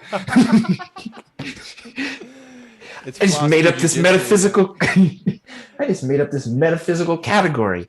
I like this one. Somebody shared. Theory Zone said, we can call this one the lawnmower fallacy. And basically, the premise is that you equate your own capabilities to tools that you use. So I mow the grass, therefore I am a lawnmower. Oh, that's funny. It's very similar to the "you are what you eat" fallacy. That's hilarious. What else we got? We have this guy. Somebody created an account called Super Boomer. And so they're like deliberately misinterpret everything we say as a boomer. Oh, it's great. Why don't I see him? Oh, you don't see? It's just like an old man. Oh, I got you, Super Boomer. Yeah. He said, "What kind of hawk?" Talking like a bird hawk. Yeah. Or he should have, Super Boomer. You should have came in when we were having problems with our audio and be like, "Well, did you check your floppy disk?" Maybe it was your 8-track playing. Or could have been your floppy disk. That's hilarious. Allison asked for more New Ager fallacies, please. Those are my favorite. Geez. Oh yeah. How about the external appearance fallacy? I put a lot of tattoos on my body, therefore I'm a very unique person, and there's nobody on the planet like me. Yeah. So your uniqueness is justified by exterior appearance. Yeah. I don't need to make an argument. My body is the argument.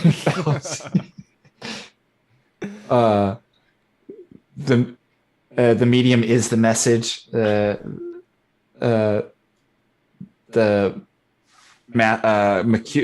the guy? Marshall Oh my God, Marshall McLuhan fallacy, aka the Marshall McLuhan fallacy.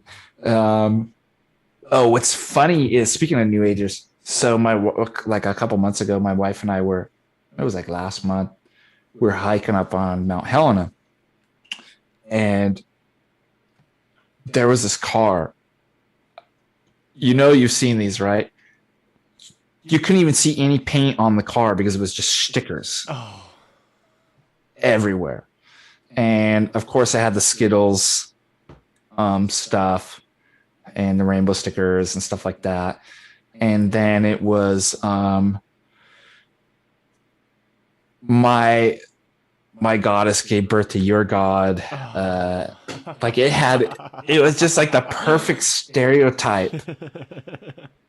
And I was like teasing my wife because of, and then when the person actually came down, I was like, oh, talk about the physiognomy. It like totally matched everything that you expected. Right. I'm like, you didn't know if it was a girl or a guy. It was like Pat from, I was like, oh, this is so Mad hilarious. TV. I Got haven't the, watched Mad TV in ages. yeah. And then it had like the he or she or whatever it was had the gauge earring, like the big gate. And I'm like, oh my gosh, it's amazing. I'm so unique that I look like everybody else that's unique. Right. Fallacy. Exactly. But what was so funny is that this guy, like he had stopped and he was like reading the, like all the, and I thought he was getting, I could see he was getting upset. And the guy wouldn't leave. He was just like sitting there staring at the car. Like I thought he was going to actually kill the person. I was like, oh man, this guy's getting, and I'm thinking how ironic that don't preach at me, right? Is they, like pretty preachy, don't you think? Like two fallacies meeting each other in the woods. Oh, that's good. Yeah. That's a good one. So Gen Z philosophy for $4.99 just threw in another. This is a good one. He said we'll have to come up with. I guess can be the I read energy fallacy. Oh yeah. If you were more spiritually advanced, you would understand. His energy says something different than his words, and I know because I can read energy. Oh, that's good. That sort of reminds me of, because when I was in high school and junior high, I went to Calvary Chapel High School, which is like a non-denominational evangelical. And I remember they would use the religion to like obviously control people's surprise, right? But they would do these things like, you know, God just spoke to me. He gave me a word of truth. And he told me that you're not actually, you didn't pass that test, right? And it's just like they're making this like stuff up, right? So that like I have a special access to God, and he spoke to me. The Lord's just, I just feel that the Lord's telling me right now that your argument's wrong and you're a liar. So we could call that, that's sort of like the, if you're more spiritually advanced, you would understand. It's similar to that one. The spiritual one-upper arguments, we get these all the time, right? Mm-hmm. Where we get people come into on our pages and stuff like that. Maybe it's like a no true Scotsman fallacy too, but they'll tell you that it's mean to argue and debate, and that if you were like, true orthodoxy is this moral piety. Is I come on here and I tell you how immoral and wrong you are, by flexing my moral pious muscles, right? Right. That I'm holier than thou fallacy. We'll just call it the Pharisee fallacy. The Pharisee fallacy. Yeah. And, you know, another one for again the sort of progressive left, it should be the countercultural revolutionary fallacy. Is that, well, I know I'm a countercultural because all the Christians hate me and I buy Colin Kaepernick's Nikes, and so, you know, I'm fighting. Yeah. I'm fighting the establishment because I buy from the Fortune 500 companies that support my message. I know, that's right. What is that? Let's come up with another one. Corporations are evil capitalist pigs that just want to exploit people and all of nature. Then they all come out pro mask and Skittles and Nikes and like BLM t-shirts, then they're like $10. Yeah, trust the experts. Like obviously all the corporations and all of us are on the right side of history. Yeah. Right? I can switch sides and be as unprincipled as I want, fallacy, and I'm still right. That's a good one. Oh, my cat's he doesn't like my cat trying to get out of the door, fallacy. Hey, bub. Here's one. Radioactive Man 487 said, "I have a good taste in indie music, and that's proof that I have the capacity to be sensible and recognize coherent principles in the world." Yeah, I got another one. I, Okay, so I talked to my students about this. Um, when you don't have an argument, or when something isn't knowledge or science, or you're being called out, simply apply the word science or use words that sound scientific to win the argument. So actually, there's some history behind this because I'm trying to remember who was. It might have been like Auguste Comte or Saint Simon. No. Was it them, or it was like Proudhon or something like that? The socialists. They applied the word social sciences, right, to actually give them legitimacy. mm. And then what you notice is, like when I was reading through Vogelin and stuff like that, they were saying the modern Gnostic is an attempt, a swindle, right? That he recreates this dream world in which knowledge is impossible and science can't actually be pure science, but is always intent on calling it science. So I was thinking about that like, son, did you know how fast you're? Do you know why I pulled you over? I wasn't speeding, officer. I was doing vector analysis of the force times mass times acceleration science experiment. And whoa! And if you really want to make this fallacy good, put on a lab coat and hold bubbling liquids when you're talking to the officer. My wife's yelling at me, saying, "You're wasting all your time." Grocery shopping. Actually, that doesn't work. It's always the other way around, right? Isn't it the wife that wastes all the time? What kind of store would I waste all my time in that the wife would Gander like, Mountain? I don't know. Oh, the gun shop. That's always. It's go. so funny because when we go into the grocery store, I'm always like, okay, come on, let's go. Let's get the list right here. Right. And why is it taking so long? And then when we go to the gun store, she's like, why are you taking so long? I'm like, well, obviously I've got to touch every single gun that's in the store and handle it. Look, the unloaded gun. Look through the sights.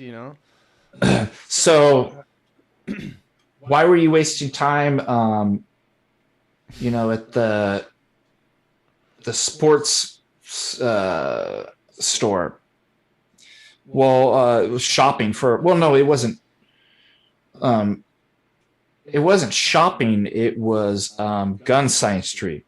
It was grocery science. It was, and they were like, "Oh wow! Oh, how about this one? You're accused of beating your spouse, and you say, well, it's not obviously, Your Honor. It's not spousal abuse. It's marital physics. I mean, anybody that knows marital physics. You're a cult member, and now you're arrested." Okay, and they're like, my God, you were drugging these people and brainwashing them with psychedelics, right?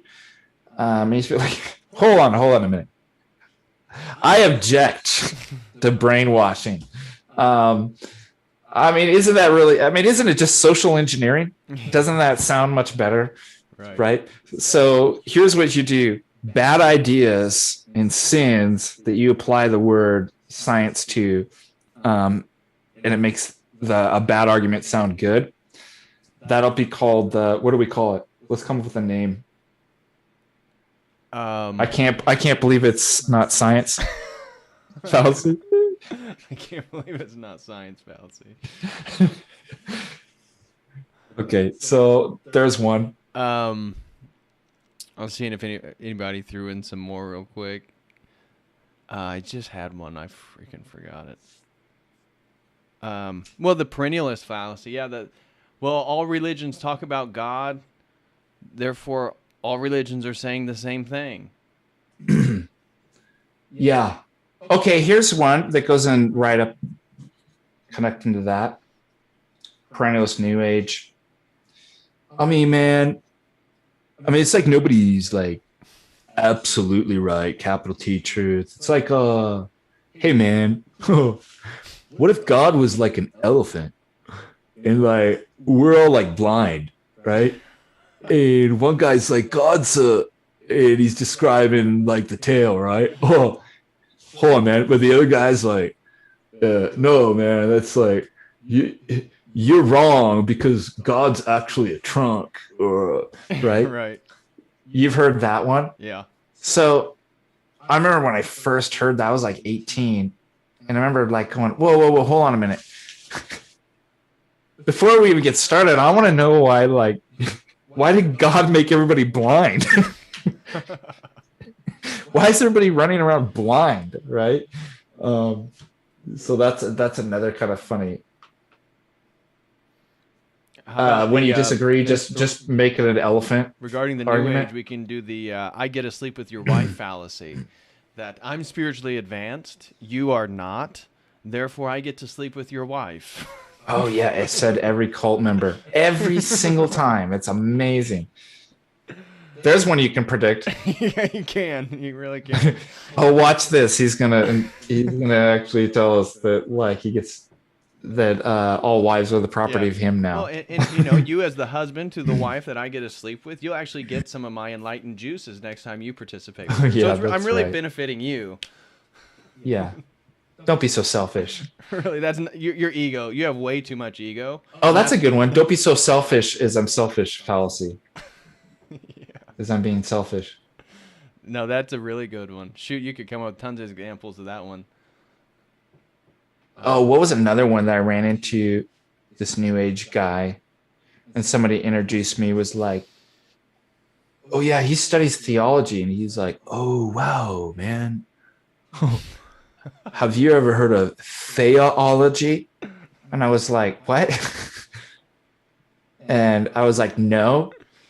And he's like, oh yeah, it's like the study of the sacred feminine, like God's a female. And I'm like, well, that would explain why I never heard of it and studied it. Because that doesn't exist. Yeah, our good Orthodox brother, Greek Orthodox brother Pano, just threw in $5. Pano. He said the Nice. Church of the Eternal Logos fallacy. You can't own a church, or the Orthodox dialogue fallacy. You know, Orthodoxy and dialogue claim that I'm trying to start a real church and that I am. Oh, did they really? That's Oh hilarious. yeah, they wrote a hit piece on. They sent a letter to my dean, claiming that I am a white supremacist and that I'm trying to create a psychedelic cult in the name of orthodoxy and create my own church. Well, David, is that true? David, have you told people what you're trying to do yet? I thought we weren't supposed to announce that until at least like later in this year. The word salad fallacy, yes. That is another species of the. Oh, dang, Mo. It just sounds too complicated. I don't understand what it means. AKA I'm retarded fallacy. Yeah. Oh, I got it the other day. So the most recent paper that I wrote, got to remember the name of it now. Scientific Gnosticism and Technocratic Totalitarianism, I think was the name of it. And I delivered it like two highly esteemed academic Orthodox conferences with some of the best like professors and scholars that we have. And it was received really well. People even wanted to publish it. And so I did a stream on it where I like kind of read and it was kind of going through. Mm-hmm. And this guy, I kid you not, he just in the comments of the YouTube, word salad. I'm like, oh, thank you. Like, it took some non-credential bum off the street to actually. So all these other people, they were obviously the ones that actually matter. Those are the ones that were obviously totally diluted. Like, you're right. I just took a bunch of words and I mixed it all together. And just like that, did my sorcery and made it sound intelligent, but you were the man. You were the bum off the street that were able to see through all my sophistry and semantical word salad. Got it. Thank you. Like, God bless you. Let me donate to your preferred charity, your cause, for saving me this embarrassment before I actually published it. Word salad. Here's a spiritual fallacy. Surrender your ego and kiss my feet. You won't kiss my feet, therefore your ego's too big.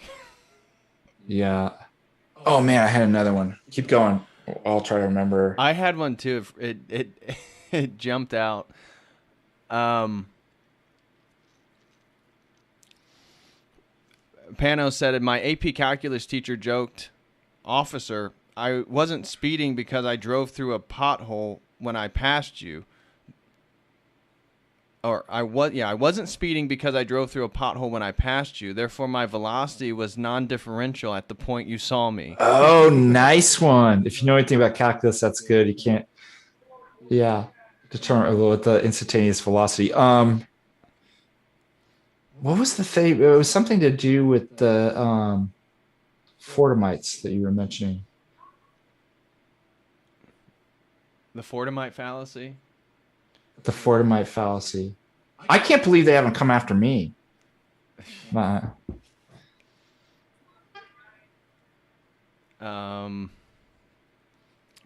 I just had one. I totally forgot it. It was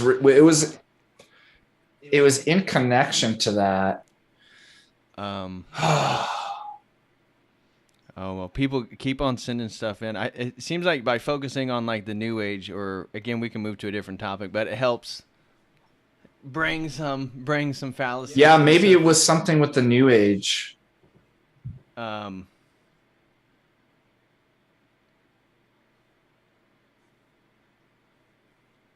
see. Your chakra's invalid. Oh, Rat Splat again. He threw in $5. This isn't a fallacy, but he said he enjoyed. Book club was a great idea and a lot of fun. I'm excited for the next one. Thanks again. This past Tuesday, we did a book club, a big Zoom meeting. For wonderful. Justin Martyr's The First Apology, so they could go to my website, download it, and then people would read it, and then we would all get in a Zoom meeting and talk about it. Marco. Aliens are real, so let us. That's the there's no new territory. That's actually new territory to explore fallacy. So they penetrate Uranus. That's aka again. It's just a repeat of the cult leader fallacy. Oh, bear with me now, son. Just hear me out on this. Aliens.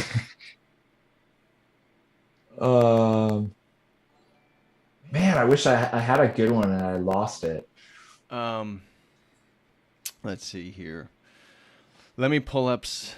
Let's go back to a real name for fallacies and think up something. Magical thinking, fallacious attribution to causal relationships between actions and events.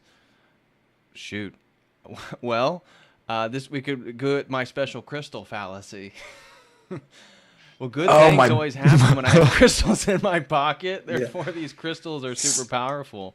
So my brother's a sound engineer, like producer and stuff, like pretty big at that. And I was asking him about like, has he had any like weird like episodes, like where people come in and like they demand like weird stuff, like when they're recording. He's like, they had like somebody was like into feng shui that was like, can you like just turn the piano like he said that was weird. But then he did have people come in with like that'll burn like sage and bring in crystals and stuff like that. And he brought out like, have you ever met the alkaline water cult members? No. Oh yeah, there's this whole like I joke they're not literally cult members, but they sort of act like it, right? They think that like what's funny is it's usually you actually need more your stomach needs to be more acidic. but they just go the opposite way. Like all the problems in your life is because you're too acidic and you're not alkaline enough. Right. And so they'll get alkaline water. And then it's this kind of anecdotal, also you could talk about like the placebo fallacy. Mm-hmm. They were like, which really is simply either a placebo or it's a false cause, right? And that no, in fact, oh no, now you don't hey. Now you don't know that you actually have cancer. Are we back? Yep, crackling came back. It's always at the hour. Yep, you're right. Right at the hour, it happened again. So weird. So weird. All right, let me just create a new one. I'll send it to you right again. One sec.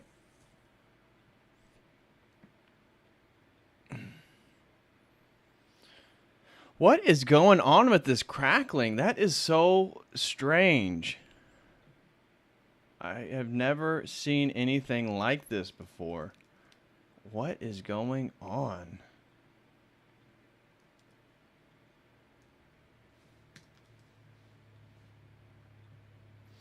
All right. He'll be joining back any second. I hope everybody is enjoying the stream. Let's see here.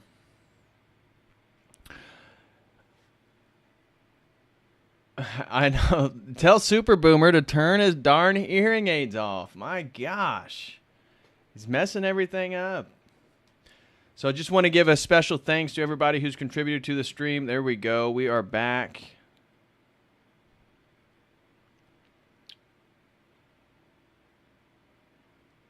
All right. We're back at it. I'm sure the audio is fine. Isn't that so weird? Isn't it? What? I mean, at exactly 1 hour, it all of a sudden it happens again. There's actually a demon of the hour. I know. Previously on episode, the Super Boomer said, I swear it's my hearing aid. My ex-wife used to beat me when I would interrupt Golden Girls. Oh, that's funny. By the way, Matlock's coming on, so I need to get Yeah, the old Andy Griffith. Yeah, that's right. And then what was the other Andy Griffith? The one that I actually like is oh my gosh, why can't I blanking on the name of? Oh well. Yeah, the magical thinking fallacy. That's definitely a good one. I think we were ending. You were talking about your brother. Okay, and the so crystals. Oh, so the guy's like he takes the alkaline water. Yeah. And like regular water, and he holds a crystal over, and he's like, "See with the regular water?" And he's like, "See." He's all see the crystal moving, and my brother's like, "I see your hand moving the crystal. If that's what you mean." You know, we should call that alkaline obsession. We should call it the basic bitch fallacy. Yes, they're trying to become more basic. You know, alkaline. Yeah, that's a great the basic bitch fallacy.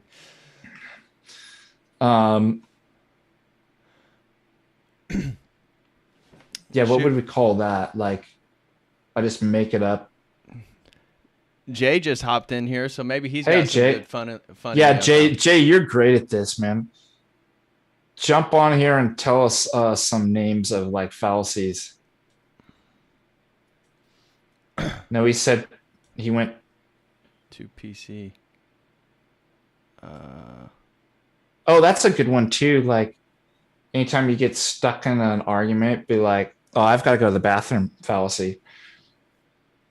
That would be a good. I can't answer that because that doesn't logically follow because actually you have to go to the bathroom right now. You feel free if you need to. Go ahead, man. No, that was a joke. I just thought that would be a funny, like the dude that every time he gets like challenged on something, gets stuck, be like, "I really wish I could answer that right now." The full bladder fallacy. Oh.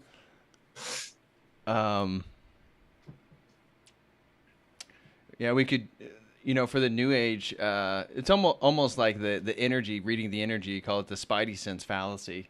How, they just, I can just sense it. You know, something XYZ is about to happen. I just know it. The TV evangelist fallacy. Put your put your finger on your hands on. Let me transfer a word of truth to you. I see you, Jay, out there. I know you're sinning. Now come back to God. No, it's not God. It's Geod. Geod.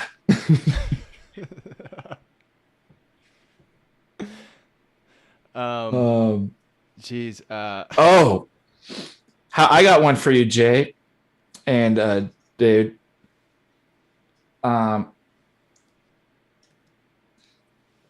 Bitcoin ain't real currency. It's invisible fallacy. Invisible, not real. Therefore, it's not currency. Oh, that's a good one. The boomer. The boomer currency. Fallacy. Yeah, the boomer crypto fallacy. Son. That doesn't say promise. Son, yeah, that doesn't say promissory note. Son, all you're doing is investing in imaginary places in your mind. Oh my gosh. Okay, so we got, geez, how many have we talked about now?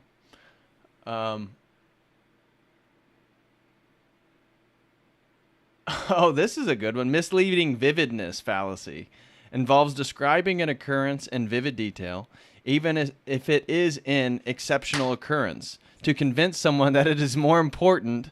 That also relies on the appeal to emotion fallacy. Oh, we've seen this, Jay. Yeah, we talked about the gambler's fallacy, the Texas sharpshooter, but I notice people debating you, and maybe it's a species of what was the fallacy you just named it? What did they give it? The vividness. I call it the storytelling fallacy, right? Where they won't actually go into an argument. They're like, well, picture, if you will, a universe in which there is an infinite possibilities of, and there was men that were not quite men, but still primordial beast man. They came to, and they just start going through this elaborate like story, or they just start telling like a story.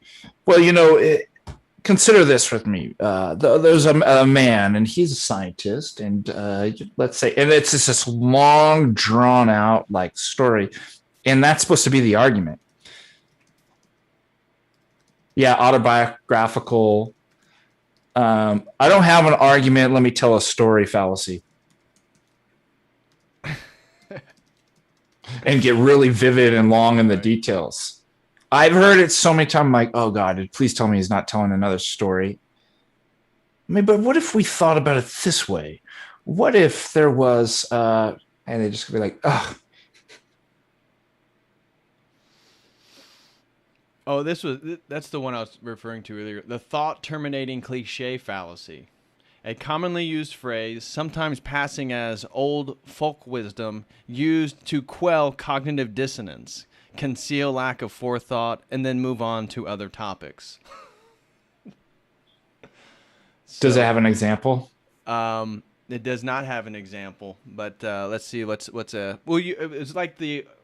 I thought that was when you were talking about the Dalai Lama and the everybody would be blind fallacy. That's sort of with the cliche, yeah. So Gandhi, yeah. Geez, how many other cliches, modern cliches, could you come up with? Oh, here's a good one. Mixing your metaphors fallacy. Well, son, you can shoot two bushes in a barrel, but you can't lead a cow to the. You can't lead a horse to its trough. It's like, wait, what? But you make it sound good. I can't remember, like, what are all the kind of sayings? That's what I was looking up, some cliches, like think outside the box. Yeah. Can speak truth to power, hit the ground running. Yeah. and so we could mix them and Low have our own hanging fruit. fallacies too. I mean, obviously, he was thinking outside the low hanging fruit. I mean, obviously, two fish in a barrel is better than hitting the ground running. Jay said the false either or fallacy, the Yeah. fallacy is overlooked. Yep. Um, let me. I'm trying to pick up clues from my Oh, the super room. boomer came up with a good one. What's that? The we could call it the quantity fallacy. Well, kids today make more money than I did per hour, therefore they should be able to afford a house like I was. Oh yeah. Um. Oh, here's one. The grass is the grass is greener on the other side fallacy, but it would be like so you're living in the ghetto. Now you're on Skid Row. Um, somebody's just stabbed you with a hypodermic needle, and so now you get tested. You don't know what.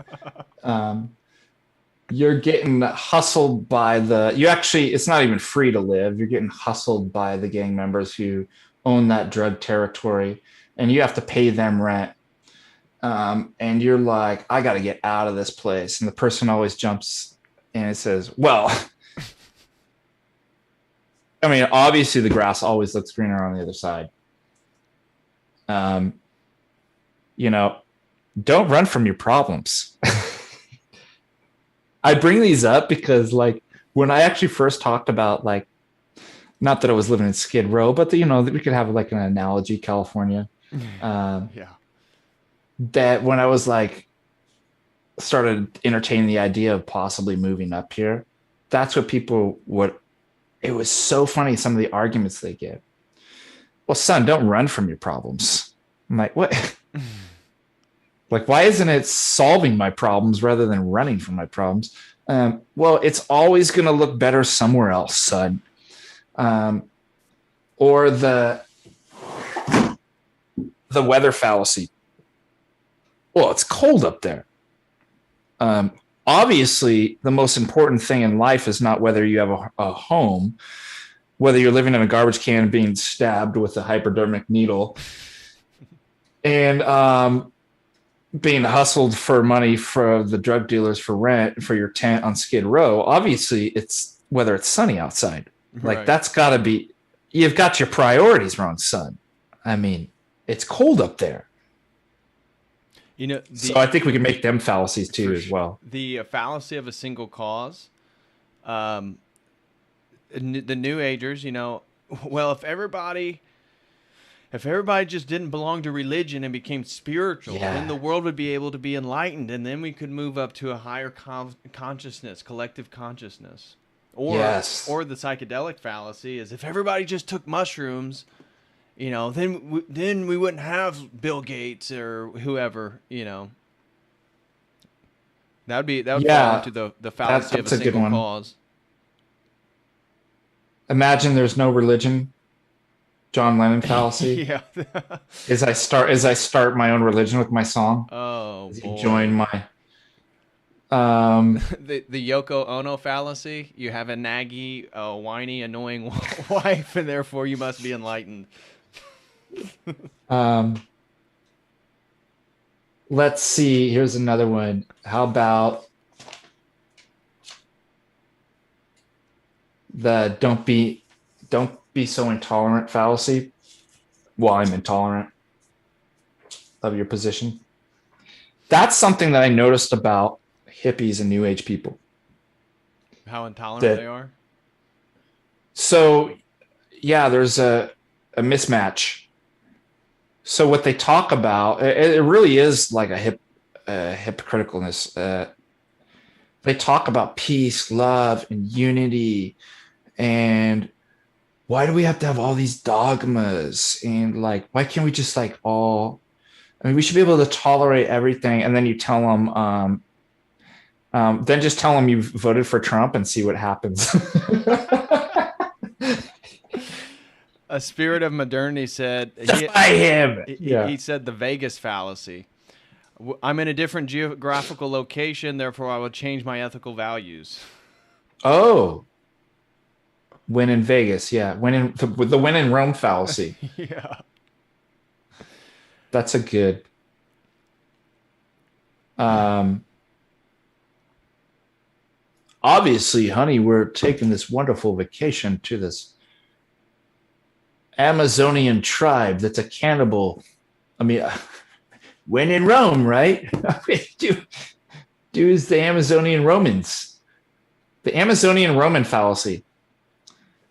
When it's okay to eat your neighbors. I remember what I was gonna say earlier is I posted a comic of it was a person and it said LGBTQ on their chest and they had this really long neck and so that's what you saw the first time and their neck was out of frame and then the next frame their neck was still moving, the next frame their neck was entering into a window and it said the church, and then they were face to face with somebody inside the church and it said stop oppressing me with your worldview. And so the fallacy is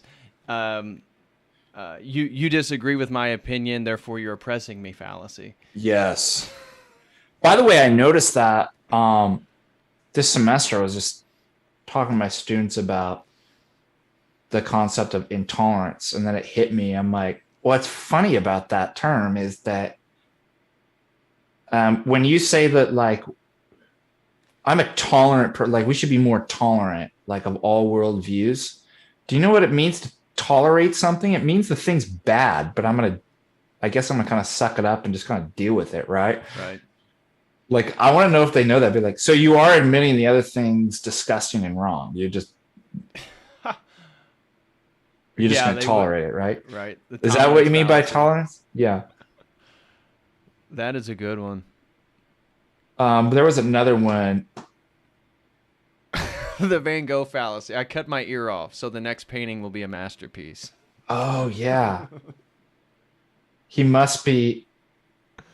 What do they call it? The mad genius fallacy. Like, and people actually think this, that really smart people border on insanity.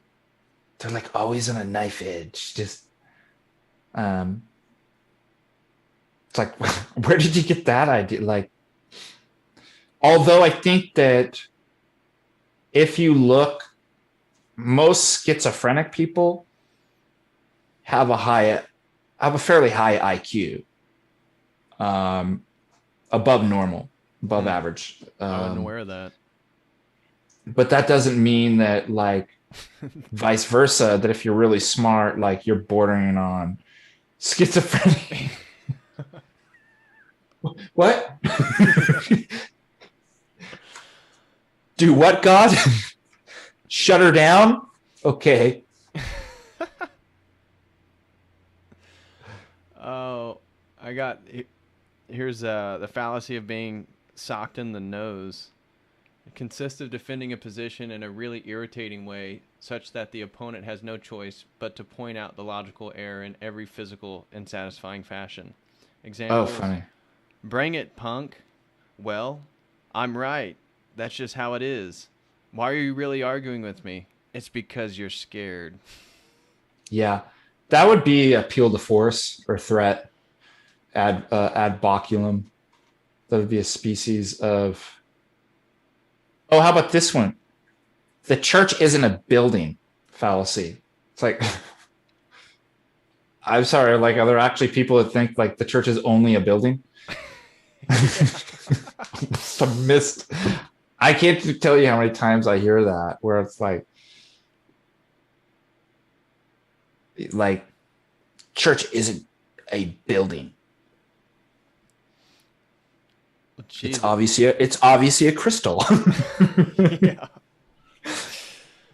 Oh my gosh. Well, I have kept you for over 3 hours now. Yeah, that's awesome. Yeah. I appreciate so much the conversation. I will let you... And it was fun too. See, learning and philosophy and logic can be fun. Right. No, it seems like a lot of people had fun with this one and contributed a lot Yeah, to thank the you guys. conversation. Nathan Norman said, "Great stream and dialogue, brothers. Thanks for sharing these examples. Such a wealth of knowledge." Well, that's great. That's the point. Again, I'm learning just like you guys are. I'm trying to get better at these things.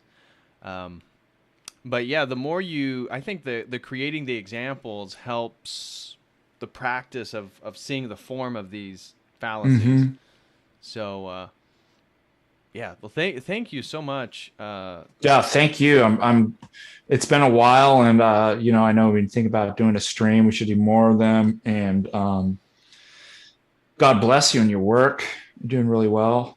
Well, And thank you very much. You as well. Gosh, I love listening to your streams and the wealth of knowledge you have regarding philosophy and orthodoxy, just generally speaking. And so, yeah, thank you, brother. definitely be interested in streaming more frequently, no matter what the topic is. Hopefully we can do that. Again, we're friends on Facebook, and I see all your photos of Montana, and geez. Yeah, people really like the nature photos, so I guess I'll keep. Maybe I should start going into those side gig. Well, it's so beautiful. For me, I don't have Yeah, that natural beauty around me in Indiana. It's a little bit more flat. So you have mountains, you have, the forest, just the trees. You have the change in season. Seems like you're always posting just really beautiful photos. Yeah, thank you. But in regards to potentially meeting up this summer, I would be very much interested. Maybe we can get an Orthodox gathering of brothers. Yeah, that's what I want to do. So Jay, if you're listening, obviously, and the Ortho Bros, we should definitely put something together where yeah, I would be very. We'll all go whitewater rafting while we stream. There we go. Logical fallacies on the river. I don't even know if there's any whitewater rafting nearby, but that just sounded kind of funny. That'd actually be I bet that get a lot of views. I bet it would. Just to hit out some of these quick super chats before we get off. Rat Splat again, our catechumen brother out in Utah. This was a gentleman who joined the book club. He is a catechumen in an Antiochian church, grew up Mormon, and he's slowly but surely going to bring his family into the one true church. So God bless you, Rat Splatigan. Matt, I appreciate it, brother. G. Cloven sent in $10 and said, "Can't afford a membership at the moment, but I think your work's great. Glory to God." Well, thank you very much, G. Cloven. I greatly appreciate that. And then we had our logical fallacies. Gen Z Philosophy 499 said, "You guys are being mean, and all that stuff you're saying sounds a lot like something a racist would say. Plus, you believe a man with a beard lives in the sky." That's right. Then he said, again, Gen Z Philosophy said, "The fascist deacon literally argued that the straw person in a cop suit is what a straw man fallacy is. What a fool. Therefore, orthodoxy is wrong."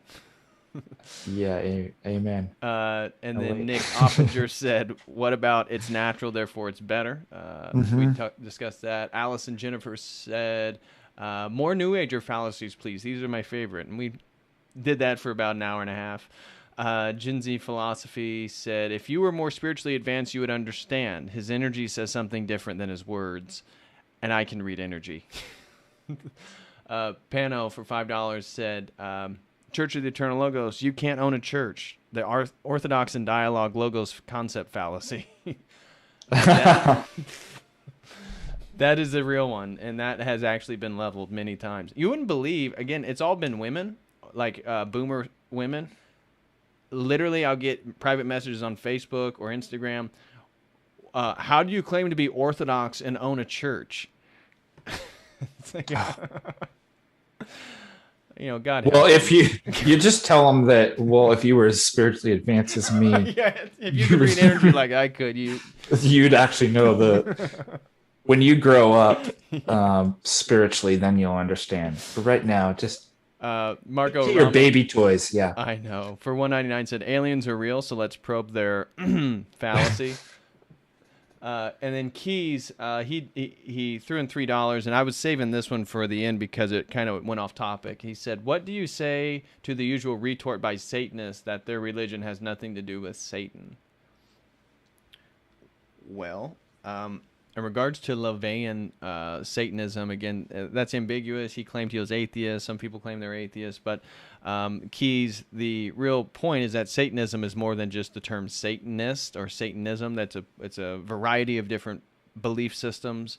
And so when you get into what's called theistic Satanism, they absolutely believe in Satan. That's the whole point of it. And so they perform what's called the inverted Catholic Mass. And so they consume menstrual blood, feces, urine, semen, that type of thing as their communion. So it just. By the way, did you know that the Marxists made Orthodox priests reenact the liturgy, doing the same thing too? I found that out when I was the Solovets monastery, where Solzhenitsyn was. What? And I did not hear that. They also did this in the Putesh concentration camps too. They found out you were Orthodox clergy, and guess what they do? They do it on feast days. And they would actually take the liturgy of St. John Chrysostom and they replace it with profanities and the Eucharist with defecation and urine and stuff like that. And I remember I was in tears because we were doing like memorial services over the graves of all these like martyrs up in the northernmost monastery in Russia. And it was just so moving. I was just like, I can't believe what they went through. And I realized, and I'm like, that's satanic. Like, it's actually evil. It's not just like some political idea. I'm like, if you do that. So it's interesting that you had the connection but that's actually what these theistic Satanists actually do. No, they literally do that. In Berkeley, when I was still doing my classwork, there was a newer student there. She was doing her master's. And now she would be angry if I refer to her as a her. So it was a woman who identified as a man. And a lady man, but she only dated women, and so she referred herself as gay. So she identifies as a man who dates a woman, but she identifies as a lesbian. Again, contradiction. But she was a priestess, and she had her own satanic temple that she was starting, and she was always bragging about how 50 to 60% of the members identified as LGBTQ or one of those identifying labels. And then when she described in a presentation what they do, she was very open about the inversion and the menstrual blood, the semen, the urine, and the feces. A lot of people were taken back, and for her, that sort of shock was part of the excitement of like what she was doing. But she was what she would refer to as a theistic Satanist, and so she was always critical of the satanic panic and how the Christians are so dumb and they don't know what Satanism is, and they think all these atheists who go to like the Church of Satan, which is kind of the more atheistic, even though that's kind of the most popular in America. She was like, oh, nobody knows what it is. Everybody's so stupid. And then she was very open. And then she's in Berkeley, so everybody's, the school that I go to is giving her a master's degree for her religion. And so she felt very comfortable talking about the rituals that they partake. And basically, it's just the inversion of the Catholic Mass. So if you can just imagine how you invert that, doing as much as it would be similar to it, that's basically what they do on a regular basis. Oh, by the way, you might be interested in this too. I know Jay knows about it, but in Eyes Wide Shut, do you know that like that weird, like it's this weird. Yeah. I found out, I looked up what that was. It's the liturgy in Romanian, played backwards. In the full-on like occult scene that they're having, and I was like, "Wow, it makes sense why it's backwards, because that's the theology, right? The inversion of God's creation, the inversion of correct order." Yep. But I always found it interesting, like why he had picked an Orthodox liturgy and specifically Romanian too. I haven't figured that out because usually everybody goes for the Roman Catholic Mass. That would have been the kind of usual. Yeah, especially in the Western world. Yeah. Maybe they were just trying to be even more accurate and so they were trying to invert the one true church and the actual Yeah. theology. But yeah, so people really do that, and I know. people are actually proud about it. So stay on your toes, people. But Yeah. anyways, brother, thank you so much, Father Deacon Dr. Thank you, Ananias, David. for tonight rather, and just sharing your wisdom with us. And hopefully some people were able to pick up some fallacies and put them in their back pocket and pull it out as the logic police next time they encounter a violator. Absolutely. Yeah. Seize uh, the Outlander. What was it from the kids Children of the Corn? Oh, I forget. The Outlander. Yeah, you too will be able to seize the Outlander. All right, everyone. We'll Okay. have a wonderful Friday night, TGIF. Have a wonderful weekend. Get to liturgy on Sunday, and we will Amen. see you again on the other side, whenever that may be. So thanks again,